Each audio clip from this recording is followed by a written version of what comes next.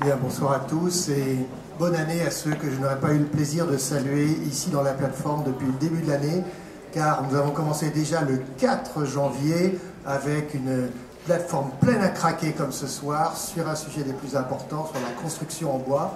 Ce soir, c'est dans le cadre de ces duos très attendus qu'il va y avoir cette confrontation inattendue, parce qu'elle n'a jamais eu lieu vraiment dans un schéma et un format de confrontation, ces fameux duos qui maintenant ont montré qu'ils avaient vraiment de l'épaisseur. Hein. Je rappelle qu'on a commencé avec TVK et RAF, hein, c'était en octobre 2015. Et dès le début, on a vu que ce format avait beaucoup de succès et justement appelait beaucoup d'invités ici, parce que nos invités ont leur propre programmation dans la plateforme et font venir ici des critiques de cinéma, des scientifiques, des philosophes, j'en passe et des meilleurs. Bref, une programmation très intense et je vous remercie tous d'être là pour écouter ce soir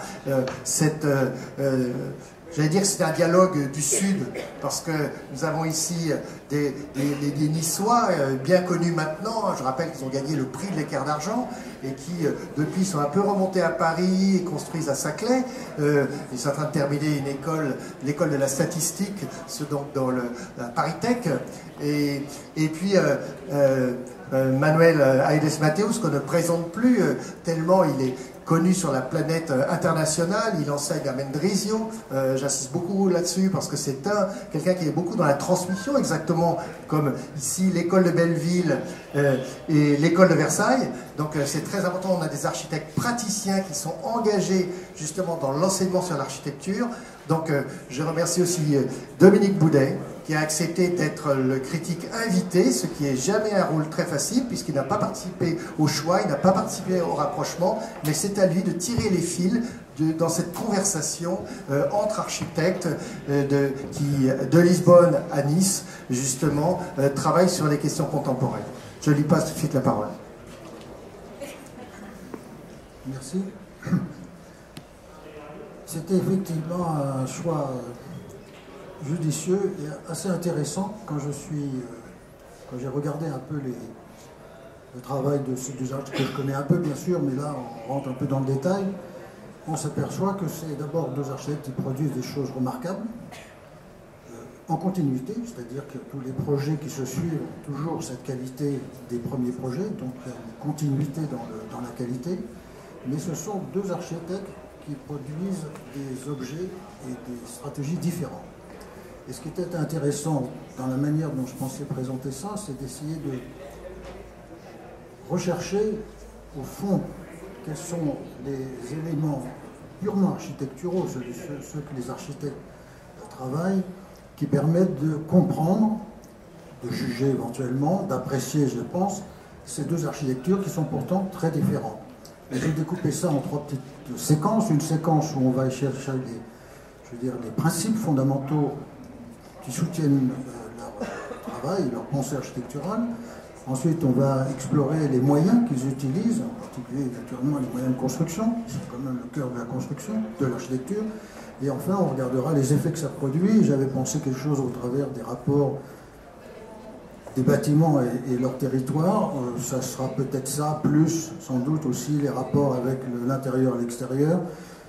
Disons que ça ouvrira là un champ avant d'ouvrir la conversation avec tout le monde. Le système que j'ai prévu, c'est quand même qu'on découvre un peu quand même l'architecture en la voyant et qu'on puisse à la fois réagir et commenter cette architecture, quelquefois commentée directement par l'auteur et quelquefois commentée par moi ou par même un autre des architectes présents ou même la salle, pourquoi pas. Bien entendu, c'est une conversation ouverte.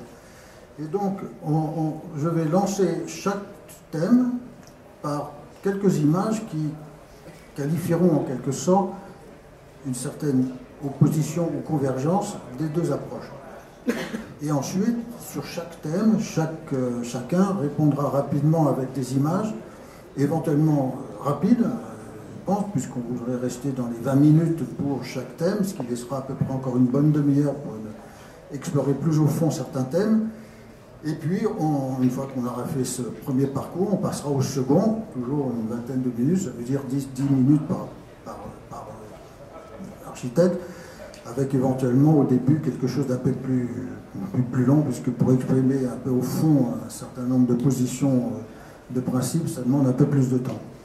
Donc, le système est simple, j'envoie 3 images par architecte, ce qui qualifie en quelque sorte l'opposition ou la contradiction ou la différence, et ensuite chacun répond en montrant ses projets, mais en expliquant ce qu'il cherche. Donc, premier thème, c'est on va explorer le fond de l'architecture. J'aime bien cette citation de Victor Hugo qui dit le style, c'est le fond qui remonte à la surface. Alors c'est pour la littérature tout à fait évident, mais on peut estimer que c'est pas si loin des préoccupations qu'on peut avoir quand on est architecte, et que ce qu'on va montrer là, c'est en fait ce qu'on va aller chercher, c'est quel est le fond de cette architecture, qu'est-ce qui motive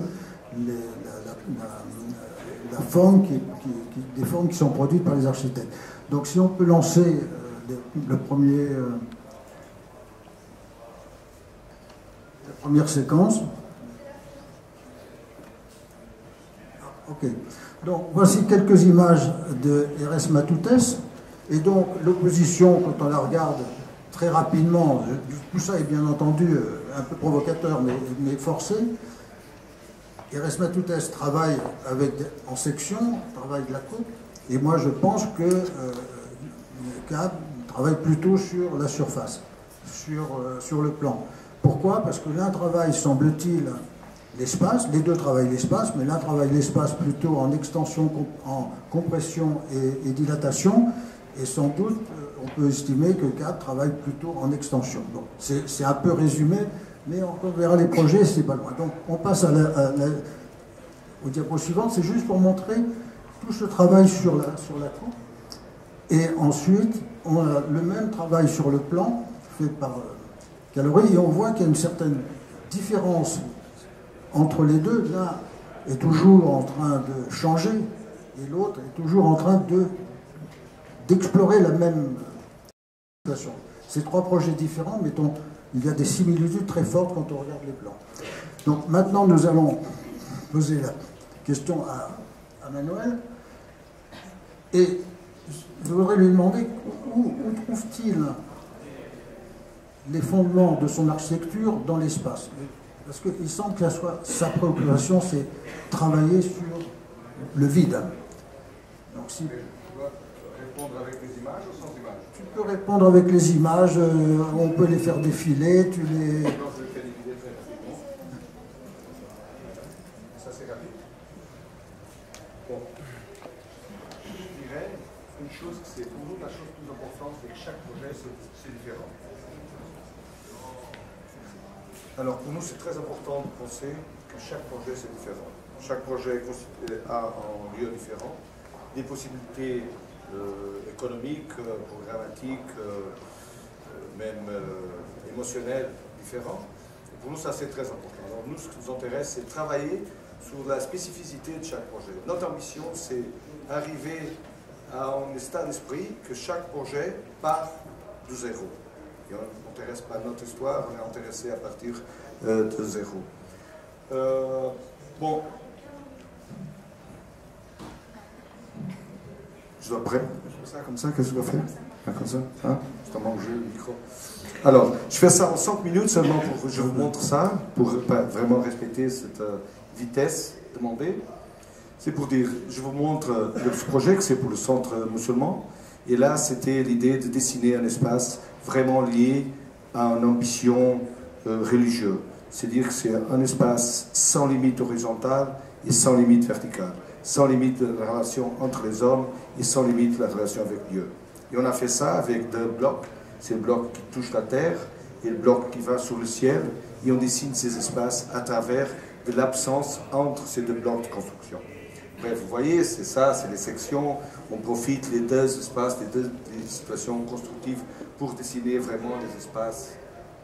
Et ça, alors, très rapidement, et ça, c'était une conséquence. Les projets sont toujours une conséquence de sa propre histoire.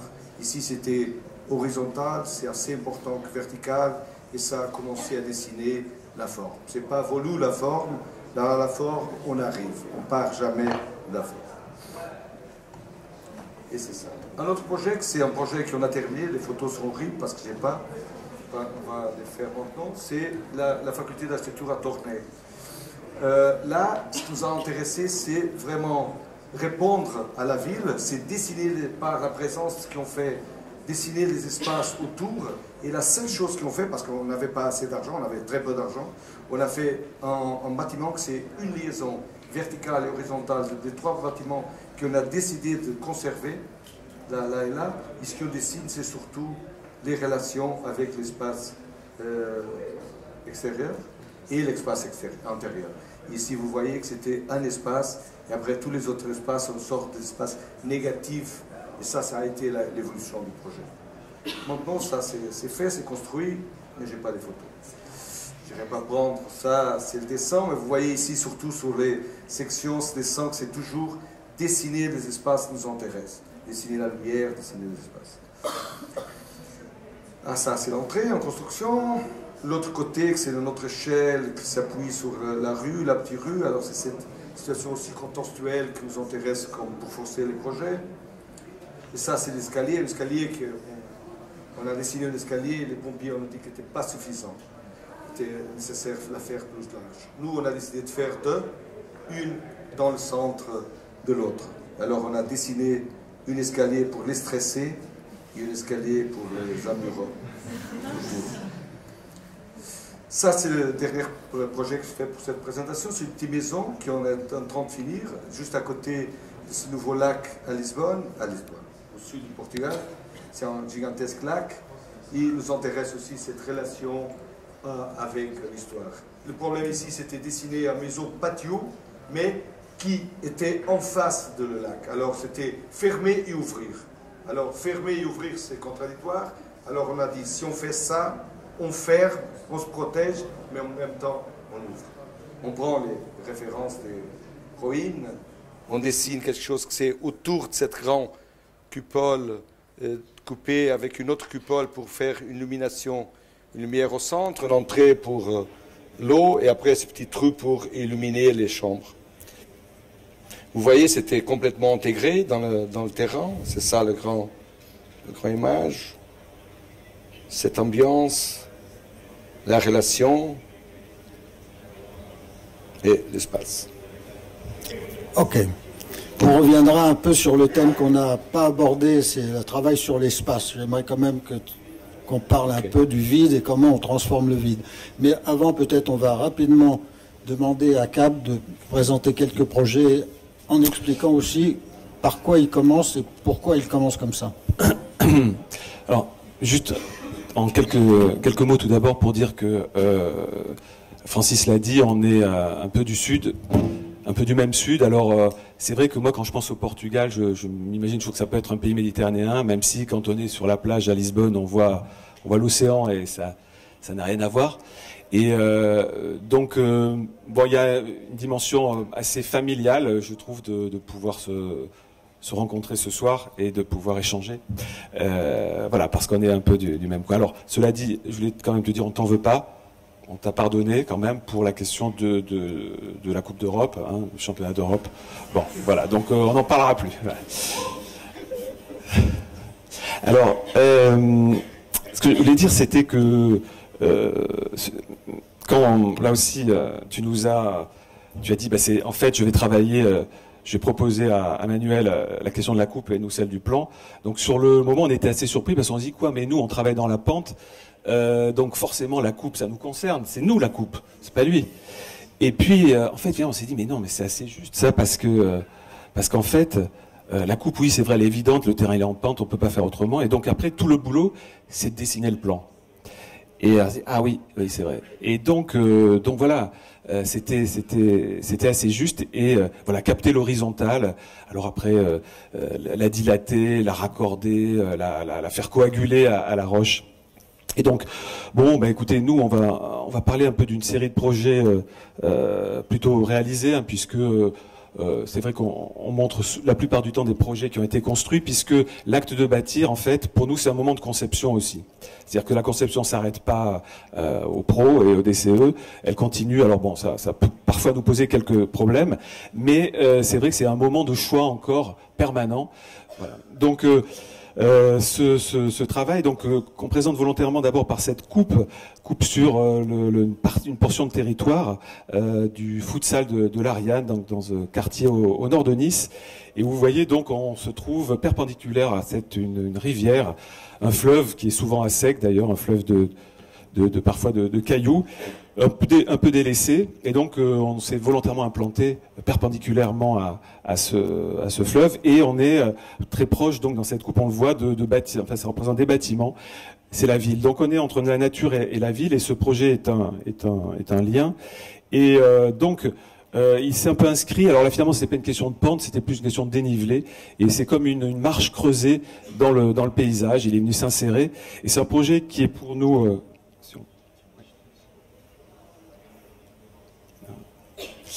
Voilà, qui est assez résumant d'un travail, parce que voilà, il met en jeu des thématiques qu'on reconduit de projet en projet. Et alors là, pour aller, je pense que là, on entre en résonance avec ce que disait Emmanuel sur finalement un site, un projet. Donc nous, on est dans une idée de continuité, de cohérence. Et un travail donc qui rebondit, une espèce de rebondissement de l'un à l'autre, se disant qu'on va d'abord s'améliorer, peut-être de projet en projet, et puis aussi de retester des choses et de les pousser. Les projets à la suite. Oui, et juste la dernière chose. Donc, en fait, dans ces fondamentaux, ces éléments, nous sont des éléments du site souvent. Donc, on voit, par exemple, au fond ici, le viaduc qui est ici, hein, qui rentre en pleine résonance avec le périptère là, du terrain sur le toit. Donc la relation finalement entre une matérialité des galets de cette rivière et puis ce bâtiment. Donc je vais aller plus vite. Donc c'est un rapport frontal, très frontal avec de ce petit temple du sport avec le site, et aussi c'est l'idée quand même de en travaillant sur des analogies comme on a pu le faire, hein, les viaducs, les structures inachevées qu'on trouve à la frontière italienne, les murs, les serres, et aussi donc cette idée de l'infrastructure. Donc dans la grande portée, c'était l'occasion aussi donc de travailler cette grande portée pour ce bâtiment, et finalement de travailler une tectonique personnelle. Voilà. Oui. Oui, c'est vrai que nous, on ne repart pas de zéro à chaque projet, on est vraiment plutôt dans l'accumulation, et ce projet de gymnase que vient de montrer Jean-Patrice, c'est vrai que c'est un condensé vraiment pour nous de toutes les thématiques qui ont traversé notre travail depuis une quinzaine d'années qu'on travaille ensemble. Et donc c'est vrai qu'on vient beaucoup puiser dans le site, dans le territoire, pour revenir vers l'architecture ensuite. Et il y a une autre question aussi qui est un fondement très important dans nos projets, c'est qu'est-ce qu'un projet d'architecture peut apporter en plus que simplement sa résolution programmatique ou plastique.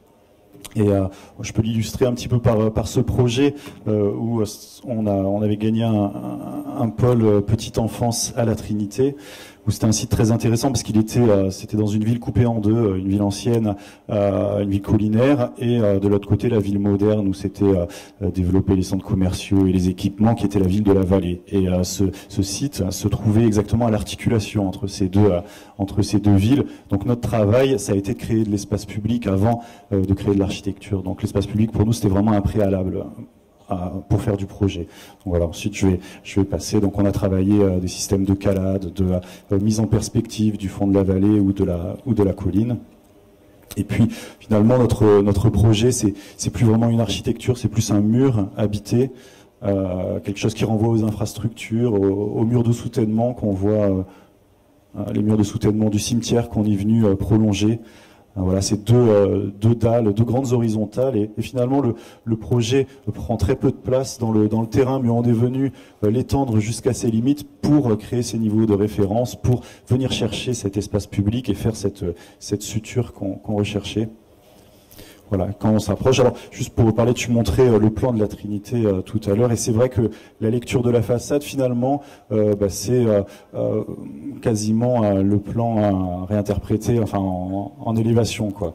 Et on travaille beaucoup là-dessus, c'est-à-dire sur une certaine clarté, quoi, une très grande lisibilité et de nos plans et de nos projets.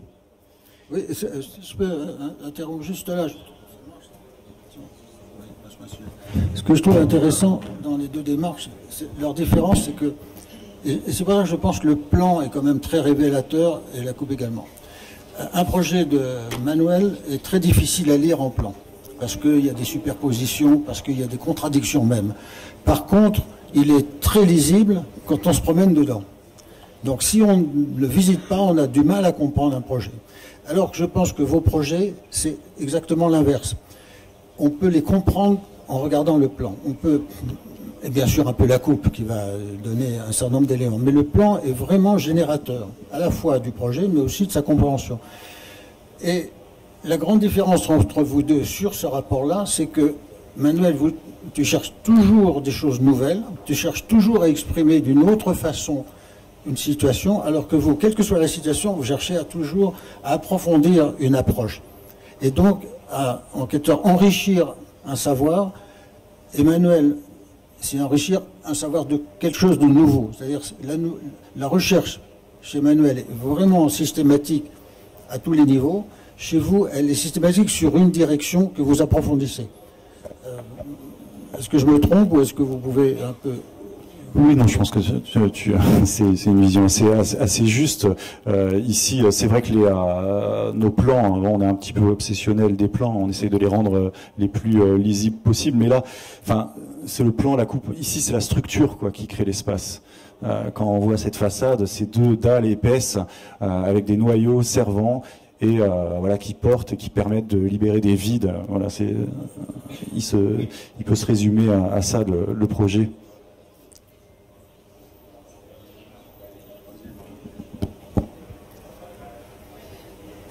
Si ce projet-là ne parle pas de plan, on se demande de quoi on parle. Oui, on entend là, je sais pas. Il faut parler très près du micro. Là, on m'entend. Non, là, on m'entend. Merci. Oui, alors, tu nous as aussi interrogé sur la question des fondements du projet. Au fait, et c'est vrai que nous, on a un peu construit au fur et à mesure, un peu de façon collective, et on a élaboré nos projets au fur et à mesure. Donc, au fait, on a fait ça de façon un peu empirique, je dois dire, de projet en projet. On a essayé d'aller au plus proche possible du sol, de la question du sol, puisqu'on se retrouvait toujours dans des terrains avec des pentes très abruptes, qui étaient souvent des terrains inconstructibles. Et il se trouve qu'on s'est retrouvé souvent aussi à travailler l'équipement dans la pente, puisque la ville s'est étendue sur la Côte d'Azur, sur les collines, et que les nouvelles polarités se retrouvent dans la pente. Donc c'est vrai qu'au départ, notre quête de l'horizontale nous a beaucoup aiguisé sur des questions fondamentales qui étaient la lumière, l'air, l'ombre. Et bon, mais c'était des terrains assez inaccessibles, mais quand même, ils étaient entourés d'un tissu urbain qui les irriguait.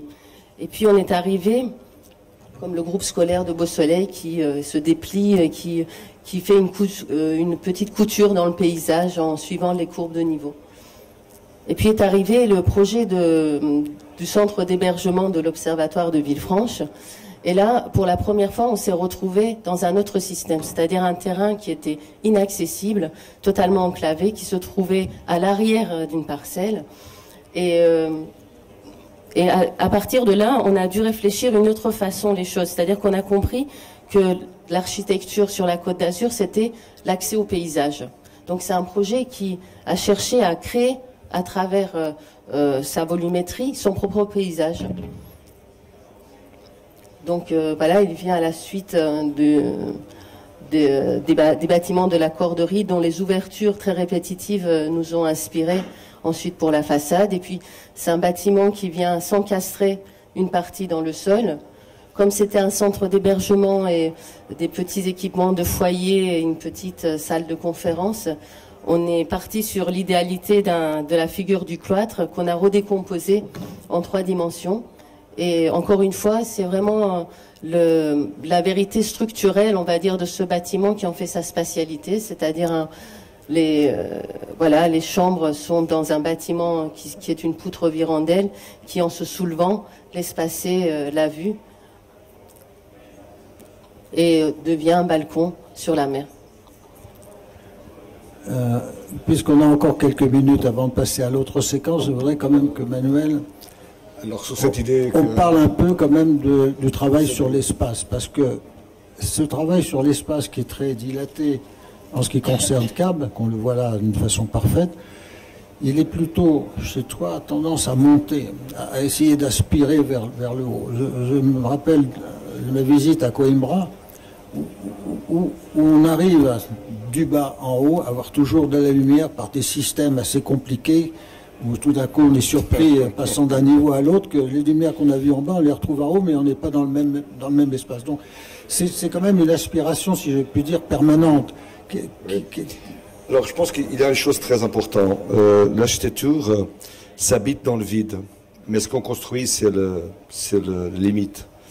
Et ça, pour moi, ça c'est très important. Alors je pense que nous, on a très souvent cette idée que les limites, c'est comme une sorte de limite constructive. Moi, je fais quelque chose, alors ça veut dire que j'ai 30, alors j'ai une correspondance entre cet espace et l'extérieur, l'autre espace, parce que c'est en limite. Et moi, je pense que si on est coincé à avoir des limites physiques pour définir des espaces, on peut vraiment les travailler.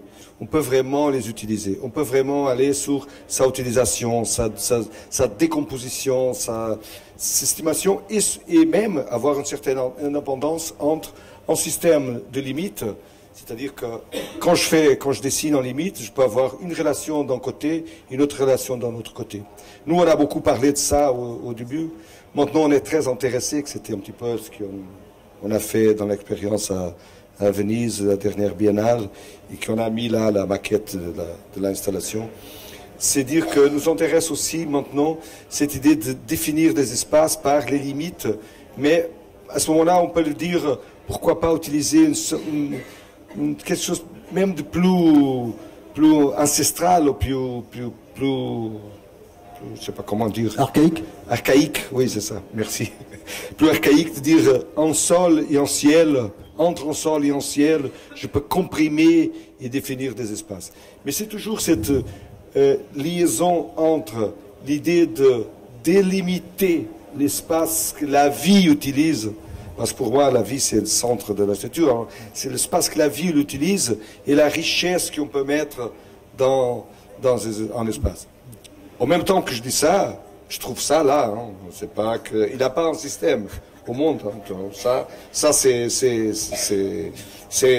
global. Qu'on voit les dalles avec une matière très présente, avec tout ça, ça existe d'une façon, je dirais pas différente. Parce que bon, j'aimerais bien avoir fait ce projet. Alors ça c'est bien, mais peut-être avec d'autres types d'aspirations. Mais on voit ça là aussi. Hein. C'est-à-dire que ce que je pense qu'il faut être conscient, c'est que nous, on dessine le vide, mais on construit les limites. Et nous, pour nous, c'est le point de départ d'un projet. D'accord. On va revenir parce que on va passer à la deuxième séquence qui va traiter justement de l'enveloppe, c'est-à-dire de la construction et de la matière. Et là, on va retrouver une cohérence, mais en même temps avec une grande différence sur cette cohérence. Donc si on peut envoyer les quelques images, on commence toujours avec Manuel. Voilà un projet que je crois que tu vas nous montrer après, qui est en briques. Donc bon, c'est construit. Voilà un projet en béton, parfait, il n'y a rien à dire. Et voici un troisième projet sur lequel un jour on va discuter parce que lui, il est tout blanc. Et donc, on ne voit plus. Tout blanc, là, on s'en envoie. Non, c'est par chance. Par chance, quand j'ai visité, il y avait ça. Donc, on pouvait voir des instruments. Mais c'est vrai que tout est blanc.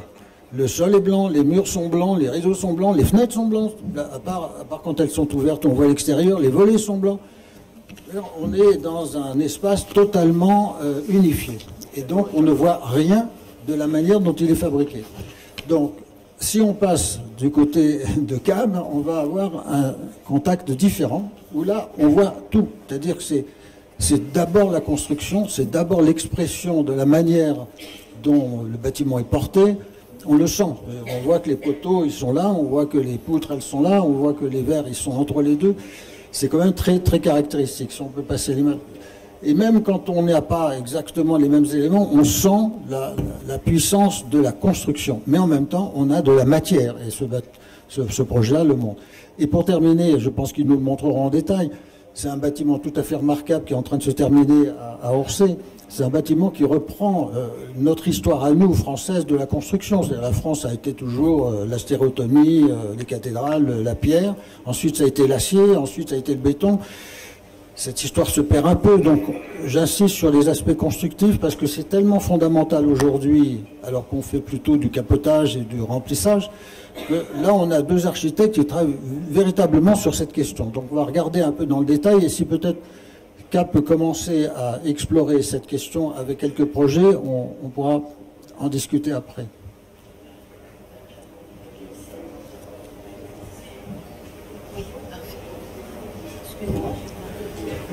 C'est là? Oui, alors c'est vrai que la question de la matérialité et de l'acte de construire, c'est quelque chose qui se sont toujours fondus dans notre philosophie. Ça a été essentiel. Bon, on a quand même beaucoup plus exploré le béton que le métal, puisque le béton nous paraissait un élément assez naturel, puisqu'au fait, quand le sol est très présent, et les projets ont une infrastructure, des sous-sols, des murs de soutènement, il nous semblait très naturel de continuer finalement le peu qui dépassait de ces sous-sols dans la même matérialité qu'était le béton. Et bon, après, c'est vrai que le débat tumultueux autour du béton brut, c'est quand il devient l'aspect final du projet, la minéralité. Et au fait, l'aspect du béton brut, ça a toujours été... ça déchaîne un peu les passions. D'ailleurs, on en a fait un peu les frais, je dois dire, sur la Côte d'Azur. Bon, c'est comme ça. Alors que nous, on trouve que c'est un matériau extrêmement humain, parce que quand on construit en béton, on est vraiment proche d'un travail de moulage, de château de sable. C'est un travail assez naturel et élémentaire. Et puis, il y a un rapport avec ce matériau qui, dans un travail aussi de chantier, met autour de la table tous les acteurs. Ça peut être à la fois les architectes, mais aussi des ingénieurs et aussi et surtout les hommes du chantier. Et puis il y a toujours la beauté de ce suspense du béton qu'on décoffre et on se demande toujours si le résultat va être satisfaisant ou il va falloir recommencer. Donc il y a un rapport direct et très frontal avec la construction qui vient avec ce matériau-là qui nous intéresse et qui pour nous est un matériau très humain finalement. Je ne parle même pas de l'aspect du circuit très court que représente le béton sur la Côte d'Azur avec les carrières, avec le savoir-faire des hommes. Donc par exemple sur ce projet que vous voyez, c'est du logement social. Bon, c'était un quartier en pleine mutation, donc c'était un geste, je reconnais, très brutal, puisque ce quartier se transforme, c'est disparate, il y a des petites maisons, des nouveaux immeubles. Nous, par un travail structurel, on a essayé d'être le plus poreux possible, habiter juste une structure. Et au fait, en réduisant et en laissant vraiment la peau sur les os de ce bâtiment, c'est-à-dire en réduisant le second œuvre, parce que le savoir-faire sur le second œuvre, au contraire, à l'opposé du Portugal, est quand même très réduit sur la Côte d'Azur, on a pu faire un bâtiment, il me semble, plus durable. Et ensuite, alors c'était le premier bâtiment qui se voulait HQE. Et puis on a essayé d'éviter ce langage du HQE qui était un lobbying quand même des industriels pour finir dans un bâtiment où on pose des produits. Et au fait, le confort nous intéressait aussi très peu, parce que le confort, c'est quoi finalement? C'est se couper les uns des autres. Bon, voilà. Enfin, c'était notre conception. En tout cas, le luxe dans ce bâtiment, c'est l'ouverture. C'est ces grandes ouvertures qui ont toujours fait penser aux passants que c'était un bâtiment privé, enfin de logement privé, à cause de ces grandes ouvertures qui donnent la possibilité d'être aux appartements totalement traversants. Et puis ces coursifs sont d'une continuité avec l'espace public. C'est une promenade architecturale. Oui, c'est vrai que si on pouvait résumer notre rapport à la construction, enfin à la structure, on va dire, ça serait, enfin nous, ce qui nous intéresse, c'est vraiment le rapport que peut entretenir cette structure avec un paysage. Alors parfois, on est dans des situations qui sont très réglées, comme celle qu'on vient de voir à Cannes, où il n'y a pas de problème de sol. Le sol, enfin, si, il y a une nappe phréatique très haute, mais sinon le sol est horizontal. Et puis on peut comme ça développer une structure assez réglée et très claire, où on peut très bien voir ce qui est porté, ce qui est porteur. Enfin, c'est un côté comme ça très didactique, on pourrait dire. Mais parfois, on se trouve aussi dans des cas qui sont extrêmement complexes, parce que bon, c'est la Côte d'Azur, il y a une pression foncière comme ça très importante. Donc, il reste plus beaucoup de terrain. Les terrains qui restent, ils sont triangulaires avec des pentes dans tous les sens. Donc à ce moment-là, on a besoin de ce travail sur la structure pour pouvoir s'affranchir en fait de cette contrainte de la géométrie et de la topographie.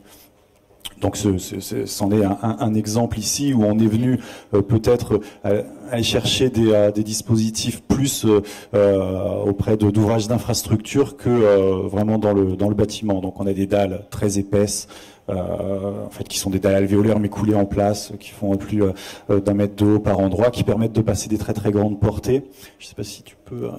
Voilà, qui permettent de passer des grandes portées et de libérer comme ça des espaces. Finalement, ce qu'on a essayé de faire dans cette parcelle triangulaire, c'était de créer un volume capable pour libérer complètement l'intérieur et pouvoir faire les aménagements un petit peu qui nous convenaient, qui ont plus des programmes qui sont sans cesse en train de changer. On a commencé, c'était une école, on a fini, il y avait une médiathèque, un jardin d'éveil, un terrain de sport en plus. Bon, ça c'est la difficulté aussi des commandes publiques dans le sud qui sont un peu compliquées. Voilà, et donc ces grands franchissements nous permettent de venir creuser le bâtiment et de trouver, c'est une thématique qui nous intéresse parce que dans le sud, le problème c'est le confort d'été, donc essayer de trouver de l'ombre permanente, par exemple, donc en venant creuser des très grands préaux. Et puis au niveau de la matérialité, nous on dit souvent qu'on essaie de faire des projets de gros œuvres, en fait, où on réduit le second œuvre au maximum. Et c'est vrai qu'à côté de cette école, il y a un bâtiment qu'on aime beaucoup, qui est la citadelle de Villefranche, qui est une citadelle Vauban, et qui est en pierre, complètement minérale, qui naît de son sol, qui coagule avec la roche. Et on a essayé finalement dans ce bâtiment de recréer un fragment de cette citadelle et de rester monomatière, de faire rentrer le béton à l'intérieur du projet. Donc il se retrouve aussi bien sur les murs, sol ou plafond. Même au niveau des plafonds, on l'a utilisé aussi pour en faire pour briser l'écho aussi, donc avec des fonds de coffrage particuliers. Voilà, donc faire rentrer cette matérialité pour finalement essayer de construire une école qui soit vraiment très spécifique, quoi, à ce lieu qui pour nous est un lieu minéral parce qu'il est traversé par des infrastructures, parce qu'il est habité par ces citadelles. Et voilà, donc quelques exemples. Et donc on utilise ce béton qui est de façon pas vraiment précieuse, quoi. C'est un matériau ordinaire qu'on utilise de façon tout à fait classique. Parfois il est lisse, parfois il est bouchardé, mais en tout cas il n'y a pas de préciosité dans le résultat.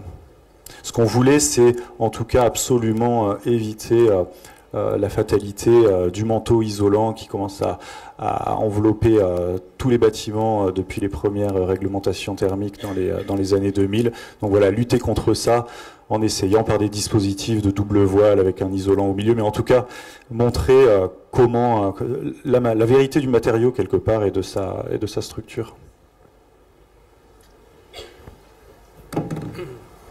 Et donc ce précédent bâtiment a été un véritable cauchemar justement de complexité du béton en sous-face avec des coulages différés. Enfin, et là donc tout d'un coup, enfin un changement de territoire, on peut aller ailleurs. Et donc sur le plateau de Saclay, c'est tout plat. Et donc on se retrouve un peu désorienté forcément. Donc en fait, en plus avec un assez gros programme, avec beaucoup de complexité, surtout de partitionnement important de petits bureaux. Et donc c'est pour ça qu'en fait on s'est donc senti désancré du lieu Et donc là, on est parti sur un principe d'un bâtiment métallique qui est donc c'est un carré hein, non orienté. Hein, toutes les faces sont identiques, avec juste des variations sur les protections. Donc ces ventelles vitrées qui protègent du soleil. Et donc on l'a vu un peu comme un pavillon posé comme ça, qui serait non situé. Et donc c'était l'occasion, dans cette absence de repères pour nous, donc de partir sur une idée de la répétition de la trame qui à la fois donc dessine et construit le principe. Donc ce qu'on voit ici, hein, et donc c'était assez intéressant là, de poursuivre finalement que l'objet se construit et construit l'architecture avec des façades donc qui sont mises en place avant les planchers. Et c'est assez rare en construction métallique, c'était intéressant. Donc on franchit à peu près 15 mètres de portée. Et voilà, et donc ça, bon, on va aller rapidement, mais c'était l'occasion aussi de mettre comme ça, des espaces un peu différents, avec des amphithéâtres qui se font face et qui voilà, viennent dans les creux laissés par cette résille arachnéenne. Et donc, en fait, le béton, là, on l'a mis à l'intérieur, sauf que c'est pas du béton, ce sont des plaques de gypse, voilà, on voit pas très bien, mais tout ça est recalpiné. Donc en fait, notre maladie du calpinage, on l'a remise à l'intérieur. Donc il y a plein de vis, tout est découpé en lambris comme voilà, et pour retrouver un semblant de minéralité à l'intérieur. Manuel. Je fais la même chose. Hein? Je fais la même chose pour la matérialité. Oh non. Tout. Oui, oui. Sur ce thème-là, oui. Et, non, c'est important parce qu'on verra si on peut passer rapidement ces images. Alors, je dirais... Non. C'est celui-là. Oui. Voilà. Parfait. Alors, je dirais une chose. Dominique m'a accusé de faire tout semblant. Dominique m'a accusé de faire tout semblant, avec un semblant chargé. Alors j'ai demandé des projets en différents matériels. Je me rends compte que j'ai pas mis l'acier, c'était l'assiège de la EDP, que c'était une structure en acier. Mais pour vous expliquer qu'il y a une condition. Nous, on est surtout intéressés à une sorte de monomatérialité. Ce qu'on n'aime pas, c'est l'idée de la composition, un matériel à notre matériel. On aime cette idée de l'espace, du vide. Alors le vide se fait, on se met plus en évidence avec un seul matériel. Mais pour nous, le matériel, c'est chaque projet, chaque matériel. C'est vrai qu'on tombe très souvent sur le blanc. Mais si on connaît la situation portugaise, on sait que c'est la possibilité de construire, c'est en blanc. C'est le moyen plus économique, plus efficace, et qu'on arrive à plus de rigueur, c'est avec ça. Mais ça ne veut pas dire qu'on part de ça. On arrive très souvent à ça. Pour nous, tous les matériels sont intéressants. Moi, je dirais que si j'avais la possibilité, mon matériel serait la pierre, en bloc, en brut. Mais ça, c'est difficile. Mais je vous présente très rapidement des expériences qu'on a fait. OK. Alors ça, c'était une maison tous en briques. À ce moment-là, on est à 285 000 briques faites à la main dans la maison. La maison... Ça marche comme ça. La maison, c'est une maison avec 27 patios. Et après, elle a des espaces fermés à l'intérieur de cette structure. Le vrai travail ici sera dessiner les patios et faire des différentes odeurs, différentes couleurs dans les différents patios. Alors, vous voyez, ça, c'est le début de la construction. Vous voyez que tout autour, il y a toujours des patios. Au centre, il y a deux piscines. Il y a des patios de feu. Il y a des patios pour tout.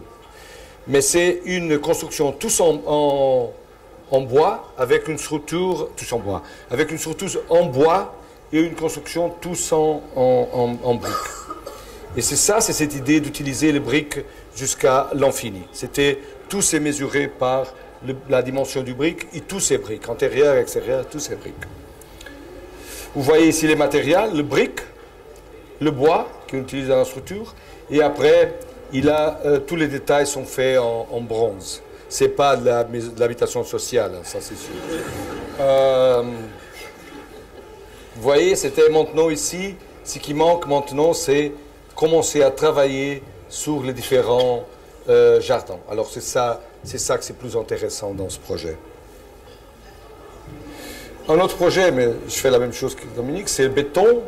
Ici, c'est un projet béton, juste à côté de celui-là, des pavillons, une piscine en béton qui regarde la mer, mais qui prend la couleur du béton, qui nous intéresse beaucoup avec l'eau.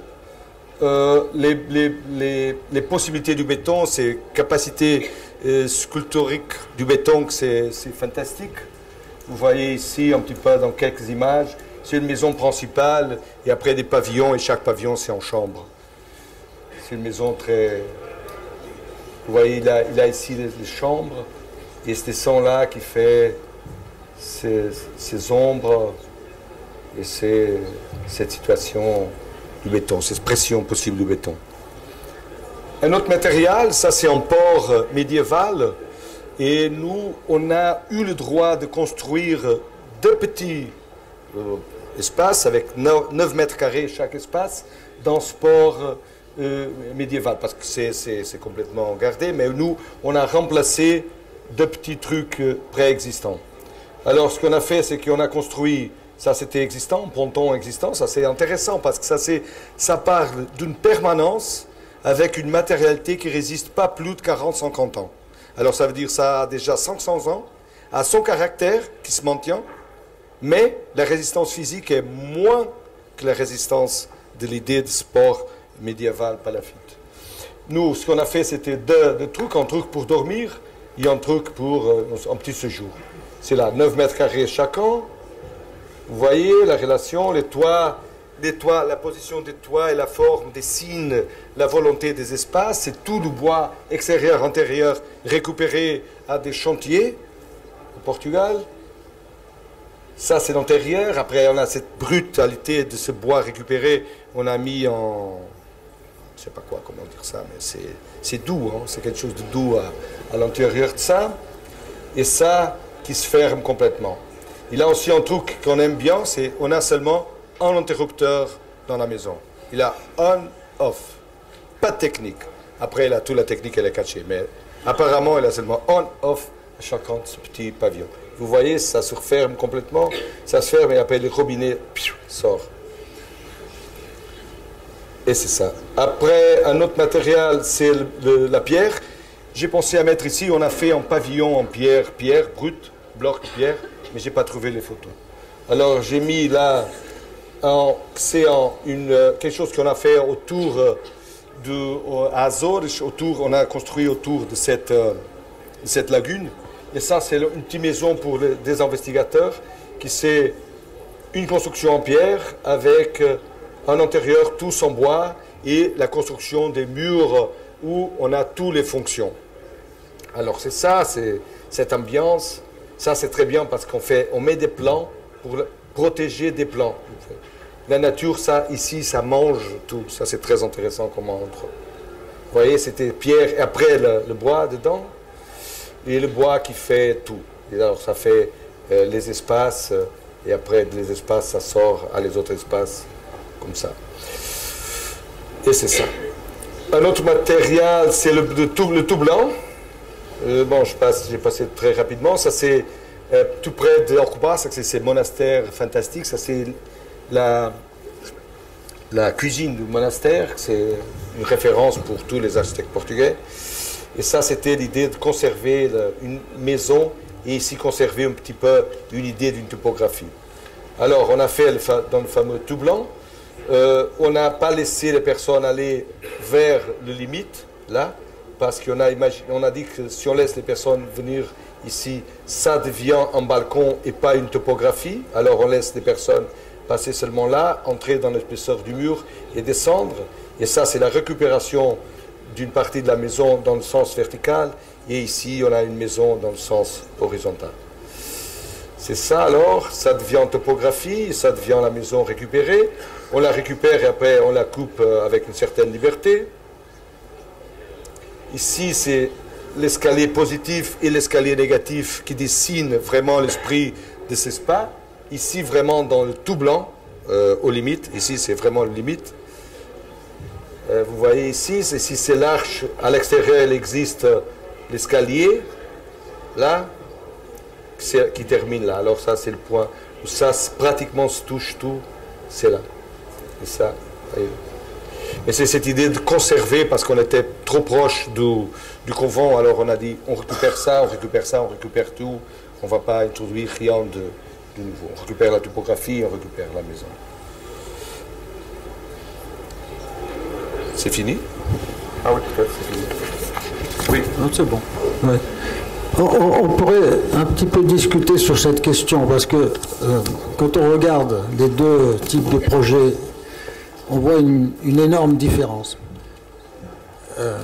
Manuel a des formes construites et la CAB construit des formes. C'est-à-dire que l'acte de construire, la manière de construire aboutit à une forme. Le travail de Manuel, visiblement, cherche à donner une forme à un espace et à l'enfermer dans cet espace, dans une forme. C'est deux approches complètement différentes, ce qui explique que si on regarde de très très près les projets, par exemple le projet en briques, si j'ai bien compris, la structure, elle est en bois. Oui. Et on ne la voit pas. On ne la voit pas. D'accord. Donc, la construction, on ne la voit pas. Ce que l'on voit, c'est la matière. C'est-à-dire que ce qui est plus important dans les travaux, c'est de sentir la matière, de lui donner une existence tellement forte qu'on ne pourra pas l'oublier. Mais moi je l'ai visité dans l'état où elle est aujourd'hui, c'est-à-dire un peu plus aboutie, mais elle n'est pas encore très, très aboutie, cette maison. C'est vrai qu'il y a beaucoup de briques. Et c'est vrai qu'on ne sent pas une construction en briques. C'est-à-dire que en briques, il y a des linteaux qui disent, là, il faut bien que je supporte ce qu'il y a au-dessous, parce qu'il y a un vide en dessous. Là, non. Il y a de l'épaisseur, mais c'est une épaisseur toujours identique. Donc on voit bien que c'est un autre travail. C'est pas un travail sur la construction avec des matériaux, c'est un travail pour obtenir une forme, pour obtenir une matière. Ce qui pousse à ça, c'est quoi? C'est l'intérêt d'avoir des formes parfaites, parce que on va montrer un petit projet, un petit détail d'un projet que j'ai vu à Coimbra. J'ai jamais vu une perfection pareille sur le toit du couvent transformé à Coimbra. On voit bien que tu construis très très bien, mais tu construis quelque chose que tu as déjà dessiné. C'est pas la construction qui dessine la forme. C'est une espèce de tension, et ça fait des objets très très beaux, mais qui supposent des techniques de construction compliquées. J'étais à Tours. À Tours, il y a une petite salle qui vient de se créer pour la collection Olivier Debré, qui est adjoint à une salle pas très grande, qui fait 24 mètres sur 35 mètres. Enfin, c'est pas un énorme bâtiment. Donc c'est une salle noire en bas, une salle blanche en haut, pour simplifier. Tout ça est pris dans un bloc, qui est un bloc de pierre, avec les niveaux, avec les différents détails, avec c'est plus en grand, etc. Mais cette pierre, d'abord, est autoportante, elle ne construit rien du tout. Elle fait 21 cm, donc c'est vrai qu'on a de la matière. Mais en même temps, quand on sait comment c'est derrière, c'est qu'une énorme structure en acier pour tenir tout ça, pour qu'effectivement ce bloc de pierre apparaisse comme une unité en soi, dans lequel il y a des creux. Mais si on regarde les creux qui sont les fenêtres, on s'aperçoit que ces creux ne peuvent pas fonctionner en tant que construction, parce qu'ils sont, on le voit dans ce projet-là, les deux fenêtres se touchent presque, mais comment construire deux fenêtres qui se touchent sans rien? Donc c'est ça qui est intéressant, c'est qu'est-ce qu'il y a derrière qui pousse à ça. Il y a une chose qui m'intéresse beaucoup, c'est ce combat que je trouve, hein, c'est exactement de ce que tu parles, ce combat qui existe entre Barragan et Mise. Donc Barragan arrive à la forme parce qu'il dessine la vérité, ou une sorte de vérité. Après, c'est aussi faux que le reste, mais il fait la force sur un système constructif conséquent. Mise, et le petit cheminée, c'est un détail très intéressant, il a un trou sans rien, on ne voit rien. Et après, il a une technique incroyable pour avoir un trou qu'on ne voit rien. Ce qui m'intéresse, je ne sais pas, mais chaque fois m'intéresse une chose différente. Et c'est vrai ce que tu dis, je l'apprends comme une intéressante critique à penser, c'est dire que c'est quoi la vérité? C'est une chose intéressante. C'est quoi la vérité? Parce que si on parle, si on dit que nous, on préfère la vérité, mais c'est vrai que quand on dit, nous, on a un bâtiment en briques, et après, on a une structure en bois à l'intérieur du brique pour des questions sismiques, ça fait que le brique ne devient pas vrai. Pourquoi? Parce qu'il y a des sismes. C'est vrai aussi qu'il y a des sismes. Alors, la vérité là, je trouve que c'est compliqué. Moi, m'intéresse vraiment, qu'est-ce que ça donne, la fin. Je m'en fous des problèmes. Tu sais une formule qui est assez forte, c'est-à-dire la vérité, elle est, je la retrouve, la vérité, elle est dans la qualité de la construction, en gros. Elle est dans ce que l'on voit. Et c'est vrai que la vérité, si c'est ça, quand on voit tes projets, elle est très forte. Ils sont parfaits. Je veux dire, si on peut passer la toiture de Coimbra, on va voir ce que c'est qu'un travail sur... On va voir ce que c'est, comment on travaille sur un des éléments d'un projet. On est ici à Coimbra, sur la grande place centrale de l'université. On a le rectorat sur la gauche. Et tout au fond, on voit un début de toiture, puisque Coimbra est sur une colline, elle est très pentue. Et le collège qui est refait, réaménagé par Manuel, et ce que l'on voit là-bas, c'est dans un creux. Donc il y avait une nécessité de faire une couverture qui soit visible, mais propre.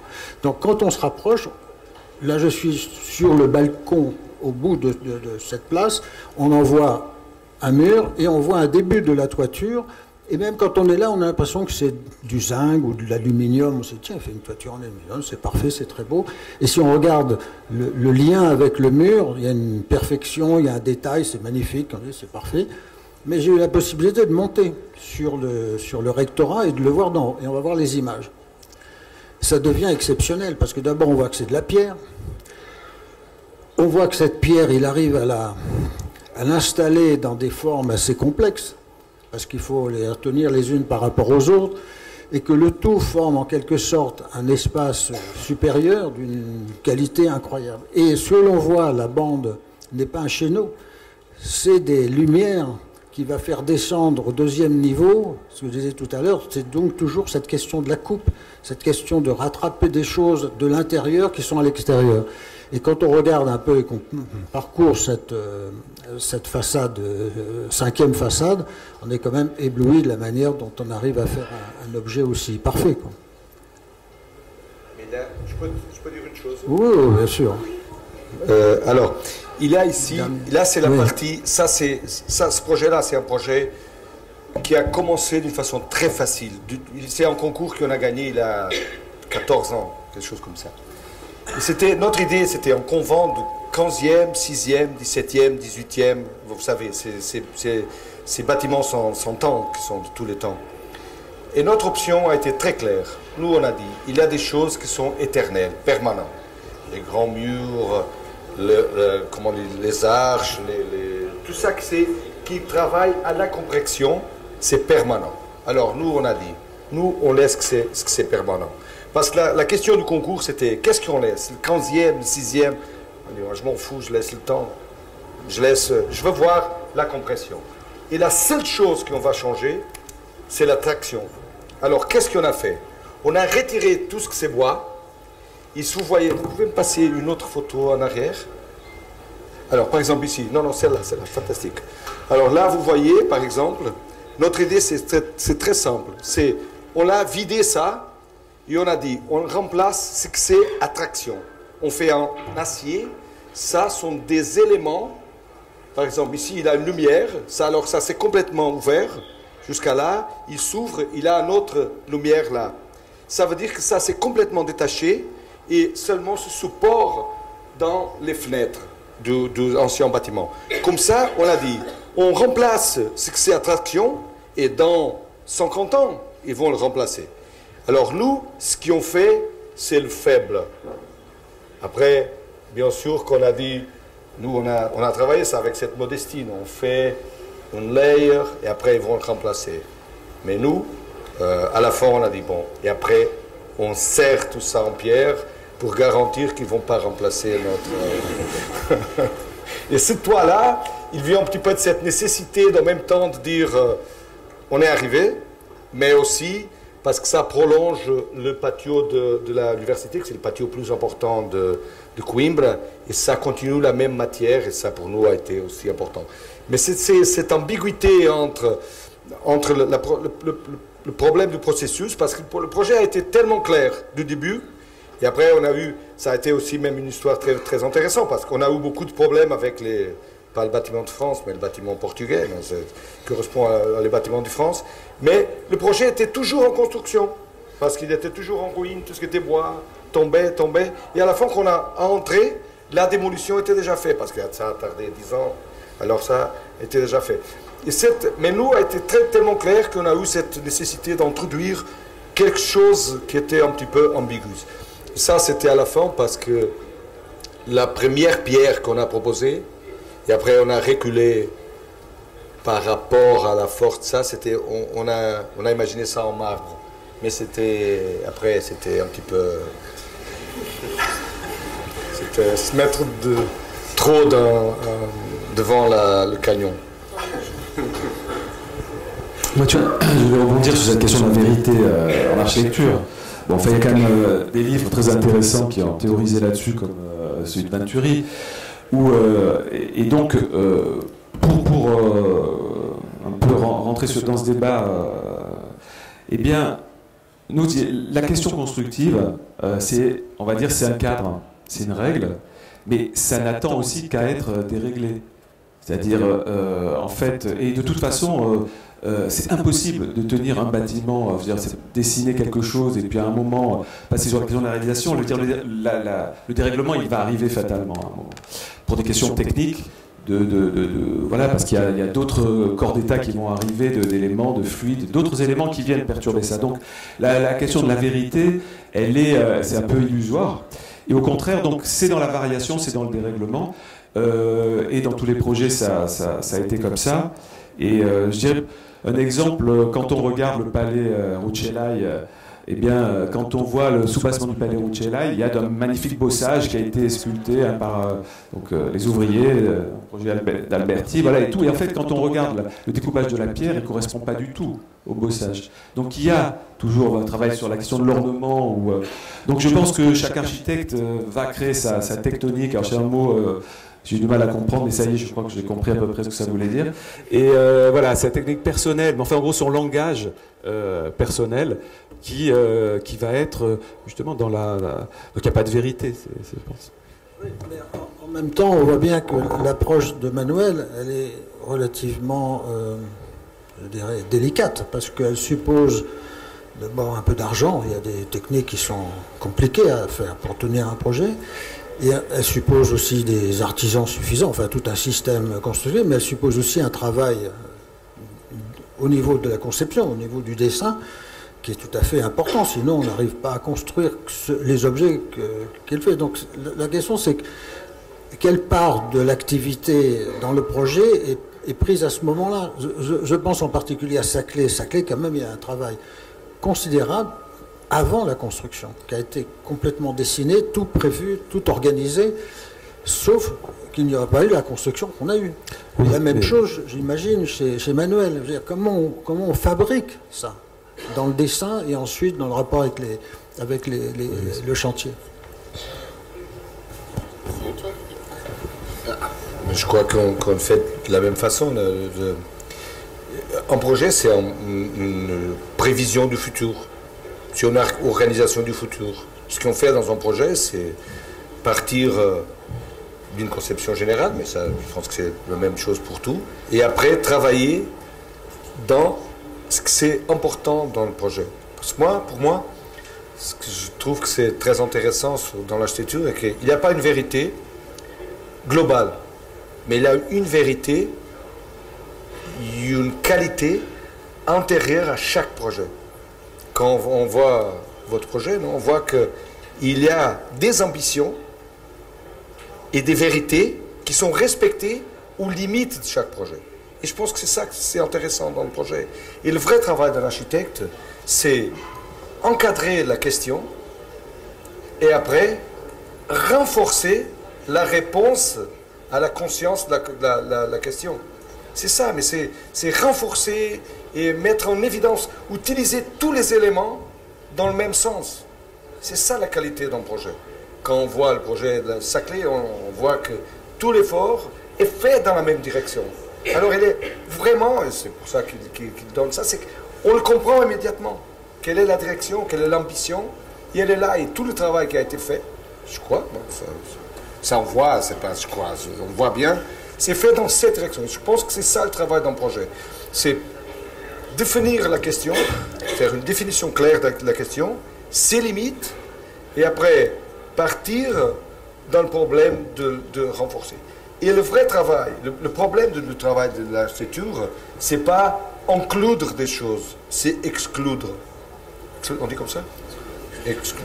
Non, ça c'est la grande difficulté, parce que nous, on a toujours l'ambition et on a envie de dire pourquoi pas ça aussi, ça c'est pas bien. On a toujours cette ambition, mais dire il faut faire des options, il faut travailler dans un cadre, et après, là oui, chacun de nous aura des limites. Moi, quand je vois votre travail, je vois que c'est dans le cadre de la perfection constructive qu'on réfute d'autres choses. Dans mon cadre, c'est dans la cohérence du dessin qu'on réfute d'autres choses. Ça, je trouve que ça qu'il y a une différence. Mais il y a une différence parce qu'il y a une vérité et une vérité dans chaque processus. Et je pense que vraiment respecter cette vérité, c'est le bout de la qualité d'un projet. Après, quelle est la direction du projet, c'est un autre problème.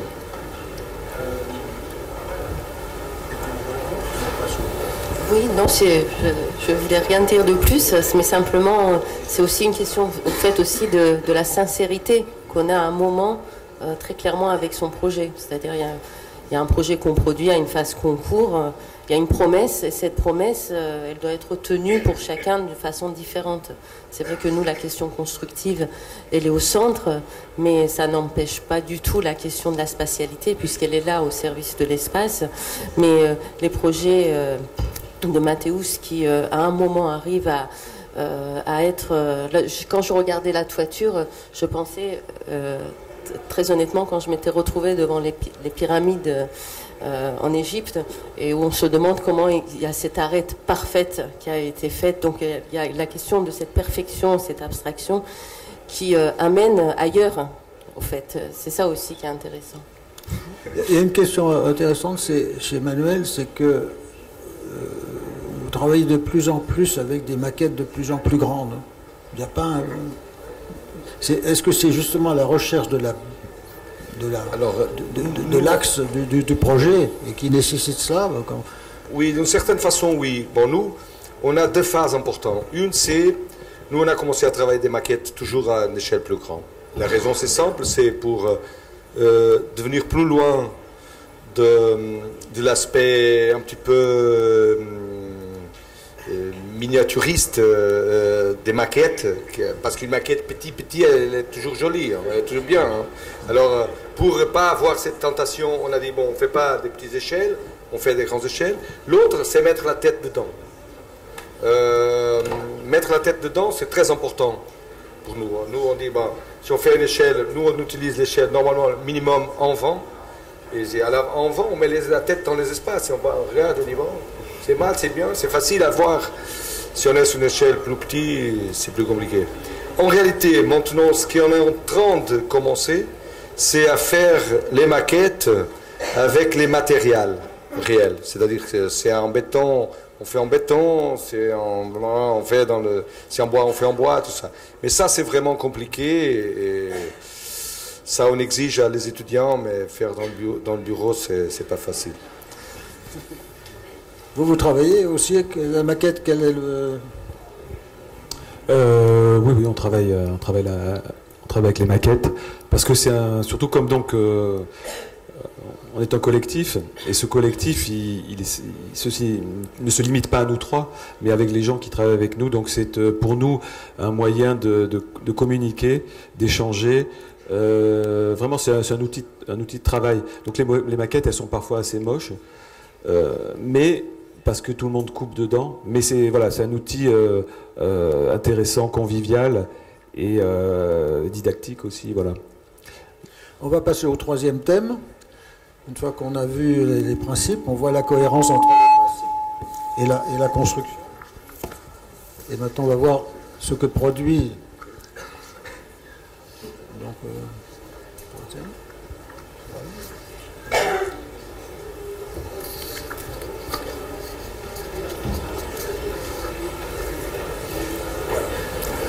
donc, trois petites images de projet de Manuel R.S. Mateus.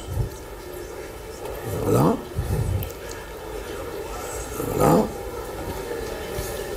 On est un peu dans le blanc, c'est vrai. Voilà, un trou. Maintenant, on voit la différence qui apparaît immédiatement. On est dans un projet de cam. Bon. Ok. Peut-être on peut demander à CAM de commencer à exprimer leur rapport, leur projet intérieur, extérieur, le rapport au site, le rapport à la lumière. Et on voit là qu'il y a une différence assez fondamentale, c'est-à-dire qu'on verra pourquoi tout à l'heure en discutant avec Manuel. Mais l'un est très ouvert et l'autre, au contraire, retient l'ouverture. Oui, le rapport au site, c'est vrai on a la chance, nous, d'avoir pu construire dans ces paysages, dans ces terrains très en pente du sud-est de la France. Et donc c'est vrai que la pente, c'est très stimulant, quoi. C'est une aventure de construire dans la pente parce que ça multiplie les vues, parce que ça multiplie les possibles. Donc c'est toujours très de belles aventures, en tout cas, ces projets dans la pente. Et sur la question de la vue, on a effectivement des... je ne sais pas si tu peux passer la photo suivante. Merci. Voilà, on a des terrains qui sont quand même assez incroyables, donc qui regardent toujours vers le sud, hein, puisque c'est l'orientation des Alpes-Maritimes, vers la mer, donc avec cet horizon qui aimante les regards. Et donc tout est là, quoi. Sur la vue, nous finalement, notre action d'architecte, quand on va par exemple dessiner des logements, ça va être de les ouvrir à 100% du sol au plafond et de mur à mur, c'est-à-dire de permettre à l'habitant de se projeter complètement dans ce paysage. Parce que la question du cadrage, on en parlait aujourd'hui, nous on ne cherche pas à faire des cadrages, on ne cherche pas à donner notre point de vue sur la vue, mais au contraire de la donner complètement à l'habitant, quitte après à venir y rapporter des dispositifs qui peuvent être un peu ludiques. Ici c'est des espèces de paupières métalliques qui s'ouvrent, qui se ferment au gré de l'humeur de l'habitant, qui peut tout fermer ou faire son cadrage 16/9 ou comme il veut, ou tout ouvrir. Et donc il y a ce côté ludique, mais où on laisse la main en tout cas à la personne qui vit dans l'appartement, le soin de créer son propre cadrage. Et puis dans ces terrains en pente, il y a la question de la façade arrière aussi qui nous intéresse beaucoup, parce que cette façade avant, toute tournée vers la vue, elle est finalement assez facile à penser, mais la grande difficulté, elle est sur les façades qui regardent le coteau, sur les façades qui regardent le deuxième horizon, quoi, pas le marin, mais on va dire l'horizon plus alpin. Et donc là-dessus, on va passer plusieurs projets où on a différentes postures par rapport à ces façades arrière.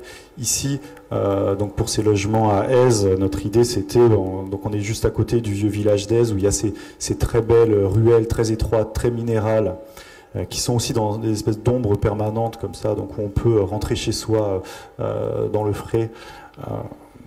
Et on a voulu réutiliser le même dispositif, et donc venir vraiment se mettre en tension entre le mur de soutènement qui est à droite là et les volumes des appartements, et à un moment donné permettre aux habitants de s'extraire de cette vue qui à un moment donné est très est omniprésente, pour à un moment donné pouvoir regarder le ciel, quoi, et s'en extraire.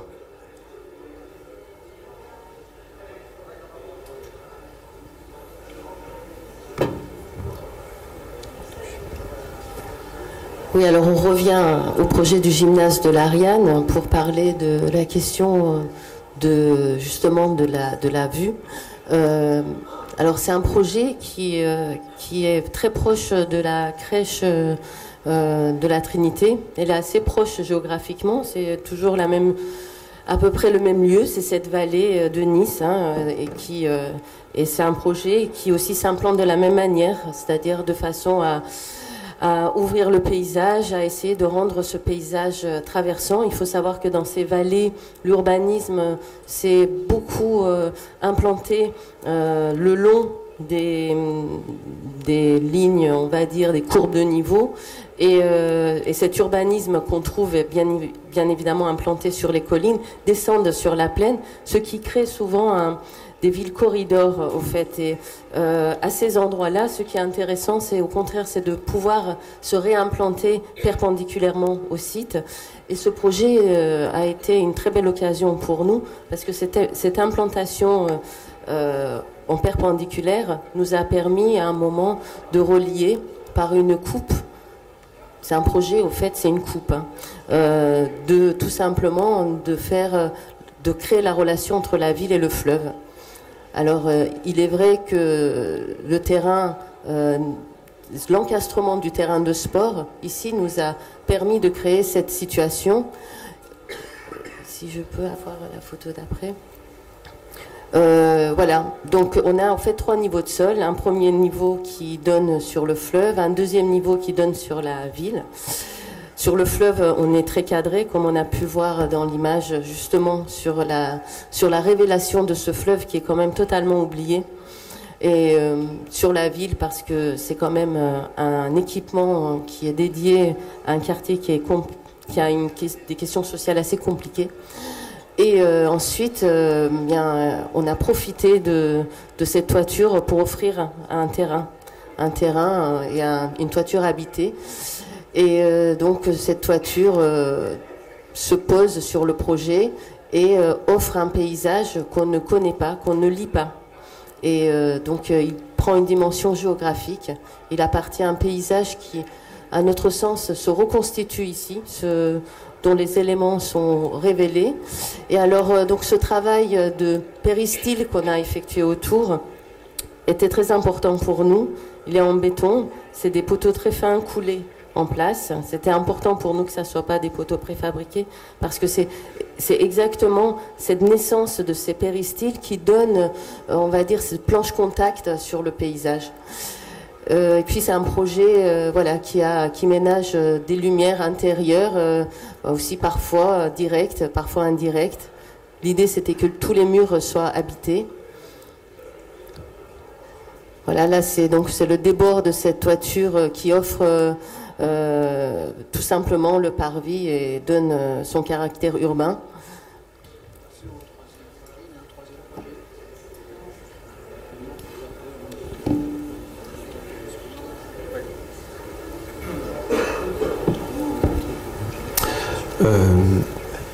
En fait, au début, on a évoqué cette question de l'inspiration. Donc, on pourrait dire que malgré tout, le savoir, il passe. Voilà, ce n'est pas qu'une question de raisonnement, il passe par les sens. Et donc, par le regard qu'on peut avoir sur ce qu'il y a à portée de main. Et c'est vrai que dans ces travaux d'analogie qu'on a fait, il y avait par exemple les grands hôtels du début du siècle où certains sont face à la colline, hein, ils sont grandes barres comme ça dans la pente, et où donc l'avant est ouvert sur le grand paysage et l'arrière peut être l'occasion de jardins d'hiver et de choses absolument merveilleuses, où l'arrière est encore plus romanesque et intéressant que l'avant. Et donc, donc là, on remontre ce projet de la crèche de la Trinité en coupe. Voilà, en coupe. Et pourquoi ? Parce que rien ne nous demandait dans le programme de venir créer cet espace-là, qui est un peu le pendant à cette espèce d'immanence comme ça, horizontale vers le paysage, et trouver une relation verticale avec le ciel.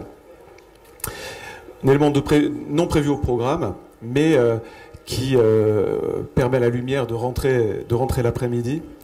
Et dans ce type de programme qui est dédié à la petite enfance, finalement, on a eu l'envie de croire aussi que être né quelque part, comme dit la chanson, ça veut dire quelque chose.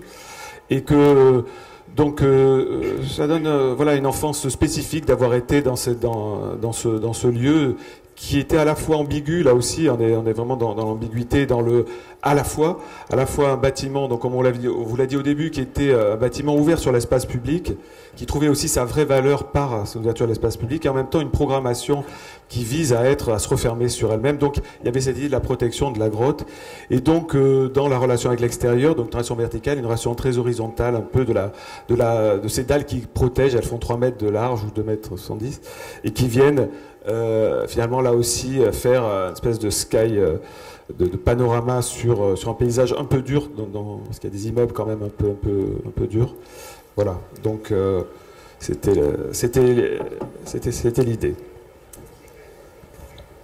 Si on peut regarder assez rapidement les quelques projets pour finir, et après on peut discuter sur cette approche qui est quand même assez contrastée entre eux.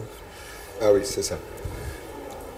Alors, pour cette relation intérieure-extérieure, j'ai mis ici cette école, c'est une école primaire, mais c'est une école faite par des espaces. Alors, tout ça sont des espaces. Il n'a pas de couloirs, il n'a rien. Il y a tous des espaces. Tous les espaces qui ont toujours la même porte, la même fenêtre. Bon, quelqu'un ont beaucoup de portes, beaucoup de fenêtres, mais c'est toujours la même chose. Et la seule chose qui change, c'est vraiment la proportion des espaces. Et un espace aussi dessiné autour dans l'aberrant. C'était une chose demandée pour faire extérieur à l'école. Nous, on a décidé d'introduire à l'intérieur. Et on a fait ce l'aberrant-là, que c'est en réalité un espace très, très proche des étudiants, parce que les adultes ne sont pas capables de s'orienter dans l'aberrant. Et pour les étudiants, ça, c'est vraiment facile. Mais c'est un bâtiment fait d'espaces très clairs, avec une relation très claire intérieur-extérieur. Il y a une fenêtre, une porte-fenêtre, c'est ça. Alors ça, c'est la relation. Il y a toujours la même porte, toujours la même fenêtre, toujours en carré, la même dimension.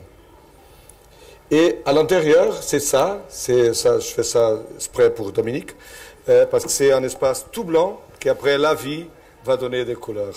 Ça sauve le blanc obsessif. Mais c'est la même idée. Alors vous voyez ici, par exemple, ici la même porte, la même toiture, la même illumination, mais c'est vraiment la proportion qui change la condition de l'espace. C'est ça alors. Ça, c'est une question.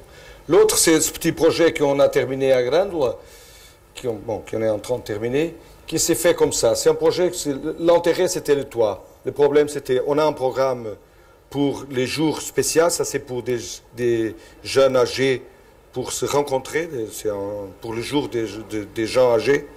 Alors, on a un programme qui doit être ouvert pour une sorte d'espace pour Noël, pour les grandes fêtes, mais il y a aussi l'espace du jour quotidien où il faut agrouper des petits groupes de personnes autour des tables. Ils ne vont pas être dans un grand espace. Alors, ce qu'on a fait, c'est on a dit, on a un espace du point de vue horizontal complètement ouvert, et après, tous les toitures font un espace qui donne une certaine privacité à les petits groupes. Et au centre, il y a le grand espace. Et après, les façades, ils sont les limites de tous ces espaces qui sont dessinés. Quand il arrive sur les façades, ça donne la relation intérieure-extérieure. Ça veut dire qu'on a toujours la même stratégie. En certains moments, ça termine, alors ça devient façade. Alors c'est ça, des exemples comme ça. Ça sont les premières photos. Vous voyez ici l'extérieur, ici l'intérieur. Alors c'est exactement la même chose. Ce qui arrive à l'extérieur, c'est en limite, on coupe sur ce qu'il y en a à l'intérieur. Le dernier projet, c'est ce projet-là à Lausanne, qu'on est en train de finir le projet. C'est ce musée-là. C'était un musée de sculpture et un musée de photographie. Photographie en bas parce qu'il n'a pas besoin il ne peut pas avoir lumière naturelle. Et sculpture en eau, design en eau, pardon, parce qu'il a besoin de beaucoup de lumière, alors ça entre toute la lumière. Nous, ce qu'on a pensé, ça c'est un pôle muséal, alors on a dit, ça c'est le centre, c'est l'espace extérieur. Ce qu'on a fait, c'est dessiner un espace qui prolonge l'espace extérieur, et c'est un espace comprimé entre deux espaces. Alors, un espace et un autre espace, et l'espace entre les deux, fait ces espaces communs. Et après, de l'intérieur, on descend un étage et on monte un étage. Alors c'est ça, c'est cet espace-là. Il a une topographie du toit, une topographie du sol. Les deux topographies font des intersections en 3 points qui fait le support de toute la structure. C'est une structure très complexe, comme vous pouvez imaginer, parce que ça a pratiquement 50 par 50 mètres avec trois appuis. Vous voyez, c'était des relations comme ça qu'on est intéressé dans l'intérieur-extérieur ici. Vous voyez le plan, alors c'est un point d'appui, un autre, et un autre, c'est là. On entre, jusqu'à descend, un autre, et ça, tout ça, c'est complètement ouvert. Et la sensation qu'on a, c'est que c'est complètement ouvert, parce qu'il n'y a pas rien de vertical, c'est les deux topographies qui font une intersection. Alors, c'est ça qu'on va voir de l'entrée du bâtiment. Après, en bas, on a un espace comme ça, beaucoup plus serré, qui a seulement une fenêtre pour un patio d'une façon beaucoup plus banale, mais un petit peu comme le musée de Mise, qui a un patio hors des salles d'exposition. Et après, en haut, on a dessiné, on n'avait pas, mais à la fin, ils nous ont demandé une fenêtre pour garder le lac et les Alpes. C'est tellement beau qu'on a trouvé une astuce, c'est dire que la faille, elle coupe aussi cet espace-là, parce qu'on ne pouvait pas mettre à ouvrir une fenêtre. Ça, on a dit qu'on ne ferait jamais. Mais c'est devenu un problème politique compliqué, et on a trouvé cette astuce, dire que la faille coupe ça, et comme ça, on a la fenêtre qui regarde les Alpes et le lac. Et à la fin, c'est ça.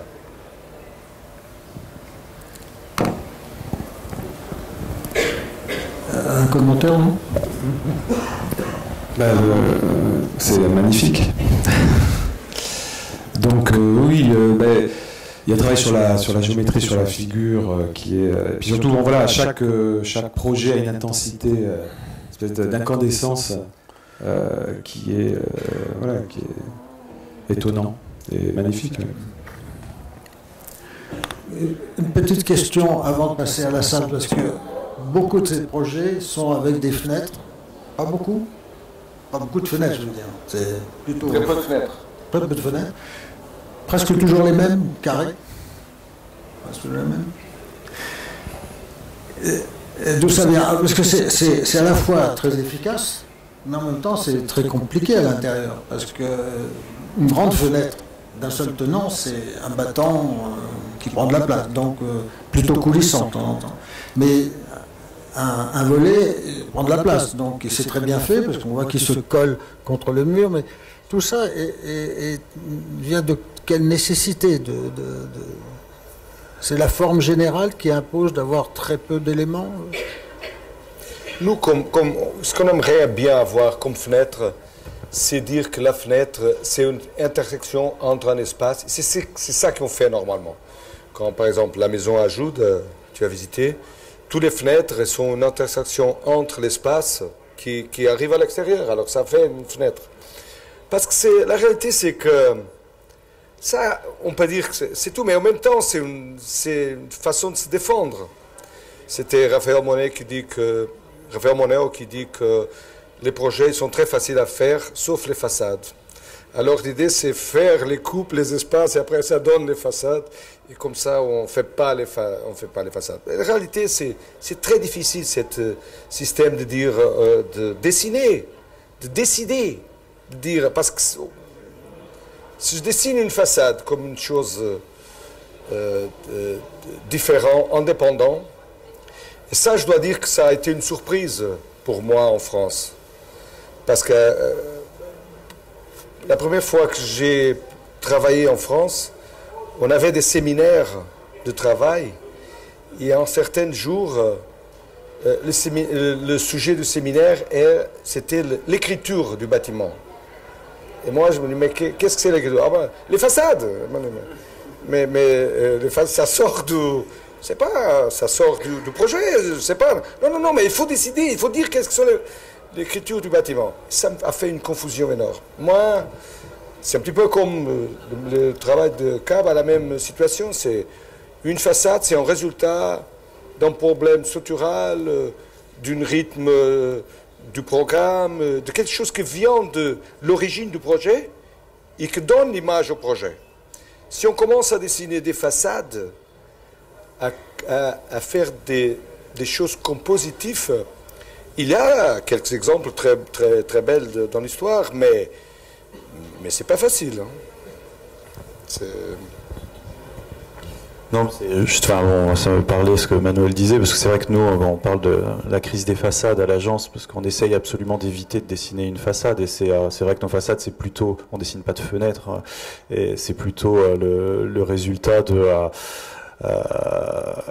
comment dire, d'un dispositif en fait, qu'il n'y a jamais de composition, quoi. Voilà. Donc on se retrouve là-dessus pour des projets qui sont après complètement différents, quoi. Mais voilà, moi ce que je trouvais intéressant aussi au niveau de ce débat, c'est que on utilise souvent, je trouve, des mêmes mots, mais voilà, pour arriver à des résultats très très différents.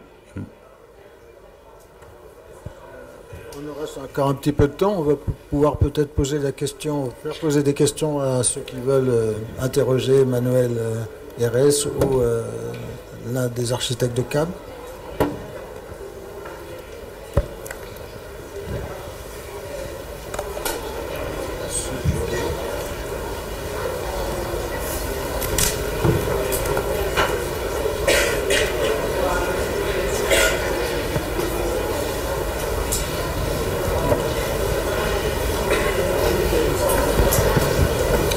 Question ?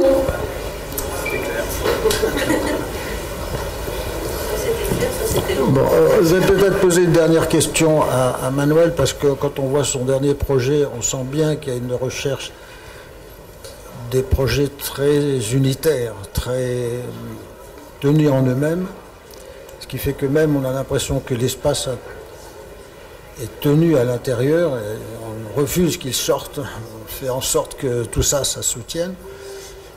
Ce qui invite naturellement à poser la question, mais est-ce que c'est des sculptures? Est-ce que c'est le travail plus de sculpteurs que d'architectes? Et je crois que Manuel a pas mal réfléchi à cette question, on a dû lui poser plusieurs fois. Il a une réponse assez franche sur la question du rapport entre l'architecture et la sculpture. Merci. Merci. Alors, la première chose que je pense comme définition, c'est que l'architecture, on doit partir de ça, c'est un art. C'est un art. C'est pas la construction que c'est un art. Ça, c'est comme la poésie. Écrire, c'est pas un art. La poésie, c'est un art. L'architecture, c'est donner un sens à la construction. Et ça, c'est un art. Je pense que cet art, c'est l'architecture, c'est que c'est un art toujours incomplet. C'est un art qui attend d'être fini.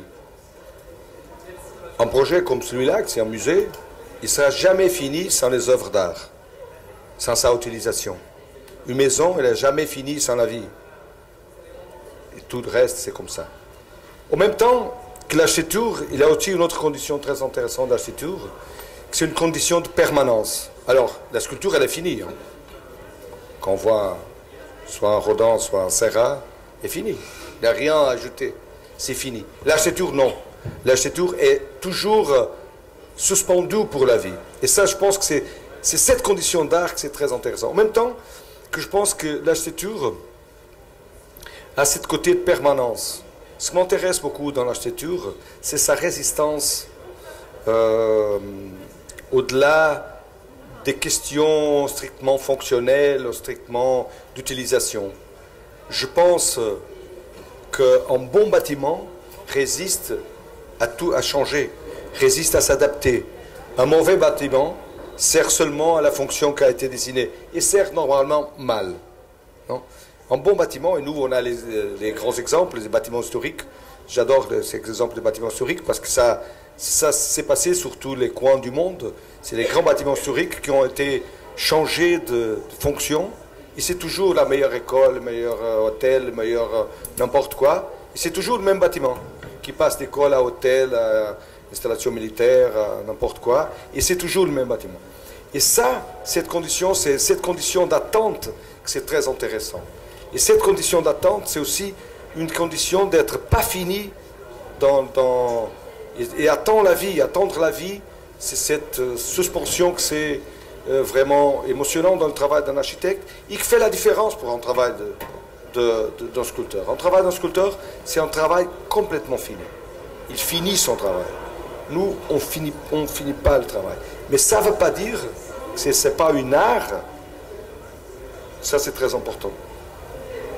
Juste un dernier mot, parce qu'il y a une idée intéressante derrière de discuter sur la notion de pérennité et de durabilité de l'architecture. Et il y a eu une formule un jour de dire ce qui est pérenne, c'est la mémoire et pas forcément la chose. Tu peux expliquer ça? Je trouve que ça, c'est une idée qui a passé. Alors, nous, tu as parlé des pyramides. Les pyramides étaient éternelles. Ils sont éternels. Non. Ils sont éternels, physiquement éternels. Les cathédrales sont théoriquement, physiquement éternelles. Non. Notre construction, elle n'est pas éternelle. Votre construction, elle est très résistante, mais elle n'est pas éternelle, en tout cas. Ils ne sont pas éternels, mais je pense que notre idée d'éternité, c'est maintenant intellectuel, pas physique. Mais ça reste de la même façon, cette idée d'éternité pour l'architecture, cette idée de résistance pour l'architecture. Mais je trouve que ça, c'est une idée fondamentale. Ah, moi, j'adore le petit port palafite. On a la même chose depuis 500 ans, mais un système constructif qui résiste 40 ans, 50 ans max. Et ça, c'est intéressant parce qu'ils ont déjà remplacé tout beaucoup de fois et ça se maintient comme conception. Et je trouve que ça, c'est très intéressant parce qu'il y a une permanence physique, mais il y a une permanence culturelle. Nous, à notre temps, on doit se battre pour la permanence culturelle. Moi, j'ai une petite question. Oui, bonsoir. J'ai une question pour vous, Monsieur R.S. Mathéos, surtout par rapport à ce que vous disiez sur la conception des façades qui arrive dans un dernier temps après la concession du bâtiment et qui est un peu le plus près. Le résultat de cette conception, je voudrais faire le parallèle et vous poser la question sur la matérialité du bâtiment et des façades comme de l'intérieur. À quel moment est-ce que vous décidez ou arrive l'idée de la matérialité du bâtiment, des matériaux que vous avez utilisés, vu que on l'a vu en comparaison peut-être à Cap, c'est pas forcément des matériaux qui participent de la structure, mais qui sont des matériaux qui viennent compléter plutôt l'image du bâtiment. À quel moment vous décidez de cette matérialité?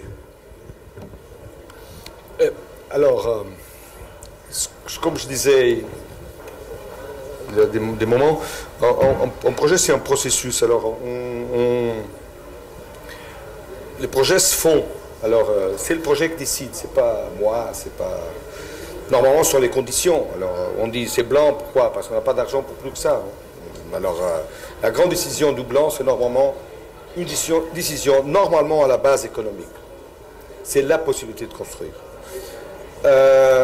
Mais la matérialité, elle vient de cette recherche dans la question. Nous, on travaille sur la question et à un certain moment, la matérialité, elle se rend comme évidente. Et on termine le projet, mais c'est en tout. Alors nous, on ne décide pas la matérialité et on fait une autre chose. On fait tout en même temps. Alors, par exemple, nous, on commence toujours avec des petits diagrammes du projet. En même temps, on fait des maquettes à grande échelle et on fait une section constructive. Ça, c'est pour mesurer le prix, la possibilité constructive. Et normalement, on fait la maquette pour voir la spatialité et on fait les diagrammes pour garantir les limites des possibilités des changements dans le projet. Alors, avec tout ça qui avance en même temps, on arrive au projet. Après, la matérialité, on la trouve. Moi, je dirais que avec l'argent, avec vraiment l'argent, je ferais pierre. un petit peu moins d'argent, je ferai béton. Au Portugal, maintenant le blanc, il a déjà très bien. Mais c'est ça, tu vois, c'est une découverte du processus. C'est pas, moi je pars pas à dire, bon, même ça c'est vrai et le contraire aussi. Par exemple, dans la maison en briques, on a mis en briques sur la table, maintenant on va faire une maison en briques. Parce qu'on a eu une expérience, il a 20 ans dans le bâtiment en briques, il n'a pas sorti très bien. Alors on a coupé le dialogue avec les briques pendant 20 ans, et maintenant on a décidé, on va faire un bâtiment en briques. Alors on a mis en briques, alors on va parler avec le briques. Et on a fait tout ça par rapport aux briques. Mais ça c'est une condition spéciale dans le projet, c'était la question, parce que c'était le propriétaire, il m'a dit, mon rêve c'est avoir une maison sans béton, armée. Parce que ça fait des ondes, ça attaque le cerveau, je ne sais pas quoi. Et nous, on a dit, bon, alors on fait en briques. Et on a parlé avec le brique, tu vois, mais on a établi ce dialogue avec le brique. Parce que le projet, tu commences un projet, tu sais jamais comment. Quelquefois, tu commences un projet pour une image, tu commences un projet pour un matériel, pour un programme, pour un budget, pour un film. Non, c'est ça, on ne sait jamais comment on commence. Moi, je ne sais jamais. Mais il n'y a pas deux projets qui commencent de la même façon. Et ça, c'est aussi intéressant parce que nous, on n'a pas besoin... Non. Non, ce que je dis, c'est pour moi, je n'ai pas besoin de sentir un processus. Même ça, moi, j'aime les processus. Moi, j'ai un jour entendu un théoricien allemand qui a donné une conférence à Lisbonne, qui a dit « L'histoire en architecture s'écrit de fin jusqu'à le principe ». Et c'est vrai, nous on utilise l'histoire avec une grande liberté, on prend l'histoire comme ça, on fait notre projet et après on met dans notre projet dans l'histoire. On l'a fait du moment jusqu'à l'histoire. Et ça c'est très intéressant parce que je pense que ça se passe avec l'histoire, ça se passe avec la théorie, ça se passe avec la technique. Nous on fait de la fin jusqu'au principe, un projet. Parce qu'à la fin, nous ce qu'on fait c'est qu'on se bat pour un projet. Et après on le renforce, on l'accroche dans l'histoire, on l'accroche dans la théorie pour le sauver. On l'accroche dans la construction pour le sauver. C'est la protection du projet. On l'a fait de la fin jusqu'au début. D'autres questions? Sinon...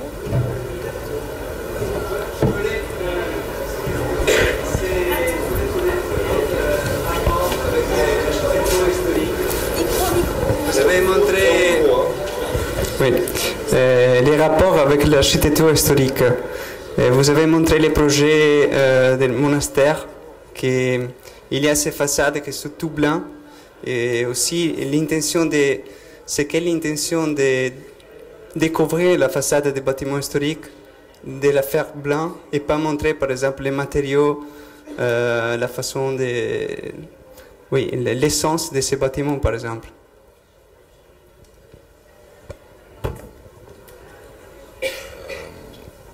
L'essence du bâtiment, et le bâtiment il était comme ça. Hein. Ça, je me suis sauvé, hein. L'histoire me protège. Le bâtiment, c'était en pierre très pauvre. Les angles étaient en pierre exposées. Et l'autre, c'était des pierres plus pauvres. Et c'était, en tonaqué, tu vois comment on dit. Bon, avec une masse finale. Il n'a pas de peinture dans ce bâtiment. Il a un matériel final, il n'a pas de peinture. Mais en réalité, il n'a pas de peinture parce qu'on avait un matériel bien, que c'est plus fin, c'est plus profond. Alors on l'a fait comme ça. Mais la réalité, c'est que le bâtiment, il était comme ça. On n'a pas changé. Mais on n'a pas changé parce qu'on n'a pas eu la possibilité. Parce que je pense que la pierre était un petit peu mieux. On avait exposé la pierre, mais ce n'était pas le but de la construction. La construction, elle a été faite comme ça. Moi, c'est la même chose. La vérité, moi, je pense qu'on la trouve et après, on fait l'histoire de la vérité. Non, enfin, il n'existe pas. En architecture, la vérité, il est à l'interne de chaque projet. Il n'existe pas une vérité qui on peut dire un projet c'est ça. Non, chaque projet génère sa propre vérité. En réalité, sa vérité, c'est être vrai avec ses principes. Et chaque projet génère sa vérité. C'était ça ta question? Oh non. Oui, oui. Bonjour, moi j'ai une question. Ça porte sur le rapport au territoire et au paysage dont vous avez parlé. J'ai l'impression que CAB a été très clair là-dessus par rapport au rapport qu'ils essayent de donner avec leur territoire. Et Manuel Aires Mateus, je trouve que vous n'avez pas été assez clair. Et j'aimerais savoir si justement le rapport avec le contexte, vous le créez par la lumière, parce qu'on voit des espaces assez immatériels. Et j'ai l'impression d'ailleurs dans cette coupe que ce qui est montré en noir, c'est le contexte qui rentre dans le bâtiment par la lumière. Et je voulais savoir si ça c'est une posture qui vient un peu de vos origines portugaises. Est-ce que vous faites une architecture en fait un peu régionaliste par ce biais-là? Et peut-être vous pourrez débattre avec CAB sur justement le rapport au territoire que vous créez avec votre architecture. Merci.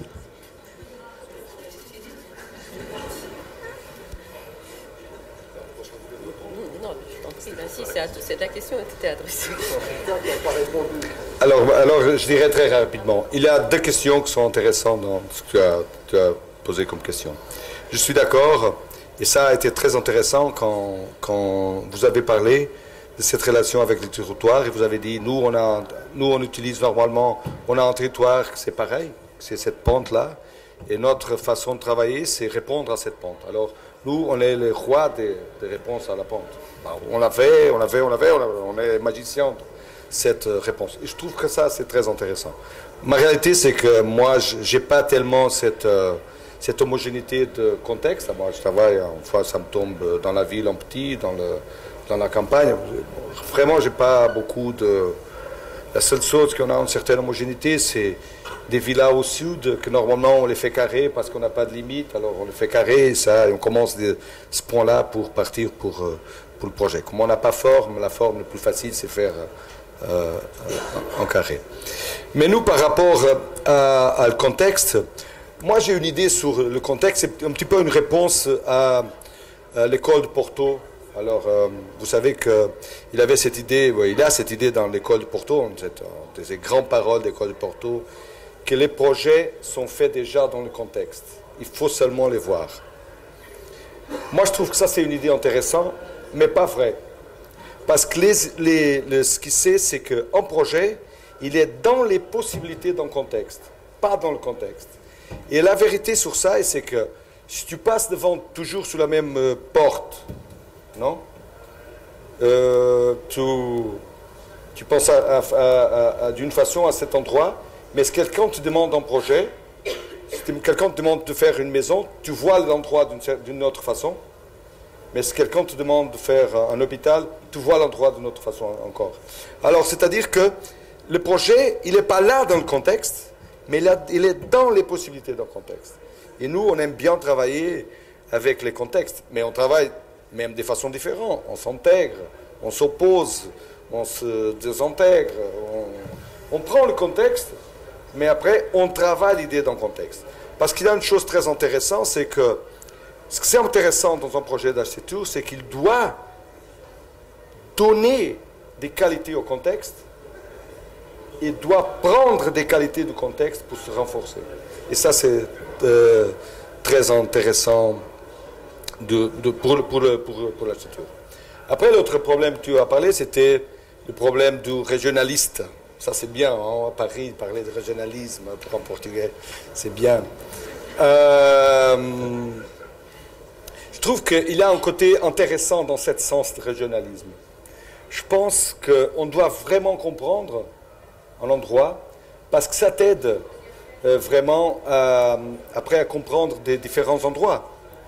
Et ce côté régionaliste, c'est aussi vraiment étudier ta histoire, tes règles, mais après pour te libérer de ça. C'est pas pour être l'ami dedans. Et je pense que maintenant, et ça se passe entre tous nous, c'est qu'on est régional, nous on est architectes du Sud, vous avez vu, leur architecture, c'est vraiment une architecture vraiment du Sud, comme je crois notre architecture aussi. Mais en même temps, on est global. Parce que nous, on ne peut pas se laisser dire qu'on n'a pas, qu'on ne connaît pas. Bien sûr qu'on connaît tout ce qui est fait. Alors on est régional, en même temps, on est global. Et la chose que je trouve très intéressante, que s'est passé aujourd'hui ici, c'est par rapport à travail qui a été montré au Sud, c'est dire que nous, on travaille pour vérifier cette atmosphère, cet contexte. Mais c'est bien vrai, vraiment sûr, qu'ils ont dit, et maintenant, on se libère, et on a la preuve qu'on est capable de se libérer si on fait à Paris. C'est un contexte complètement différent, alors on répond d'une façon complètement différente. Et ça, c'est très intéressant. Je pense que c'est vraiment ça, que c'est comprendre et apprendre du côté régional pour après être capable d'être en face des questions différentes, comme on sera tous nous.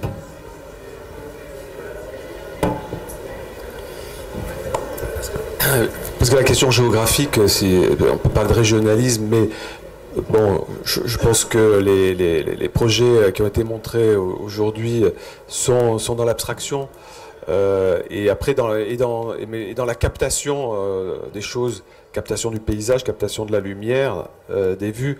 Donc je pense que c'est cette question de géographie qui a fait que nous, quand on a construit ailleurs, on a eu une approche, voilà, on s'est libéré des contraintes de cet état des choses qui faisait qu'on avait réalisé cette série de projets de cette manière-là.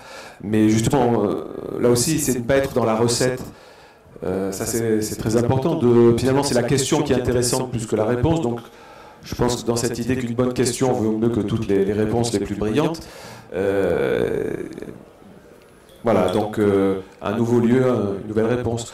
Mais ça n'empêche pas la filiation et le travail, parce que dans son travail, il y a à l'évidence un fil conducteur qui est très ténu.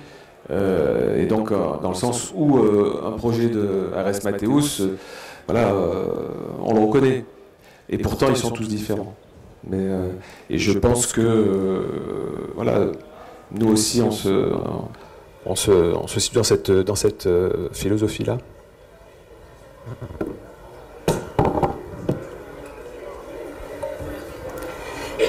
Une question beaucoup plus naïve.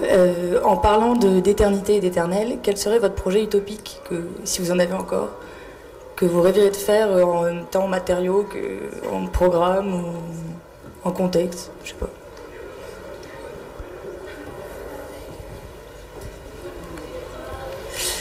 Je sais pas, il y a quelques années, j'aurais dit une église, peut-être comme tout le monde. Là, avec le temps qui avance, avec toute cette difficulté de construire de façon à avoir des espaces vraiment intéressants à cause de toutes ces histoires, effectivement, cette difficulté quand même de construire en France avec les réglementations, je dirais un parking. Voilà. Moi, je te réponds que, comme je suis très prévisible, je dirais une église. Mais j'aimerais bien faire une église. Surtout, j'adorerais faire une église en pierre.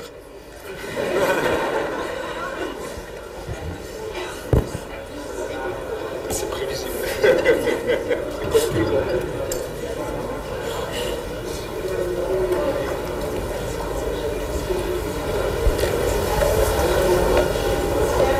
Pour reprendre la formule, je ne sais pas qui l'a dit, mais l'architecture est finie avec les cathédrales. Je ne sais plus qu'est-ce qui a dit ça. Mais là, elle pourra recommencer, je comprends bien. Ça ne va pas se passer. Bien, s'il n'y a pas d'autres questions, nous allons lever la séance. Merci beaucoup.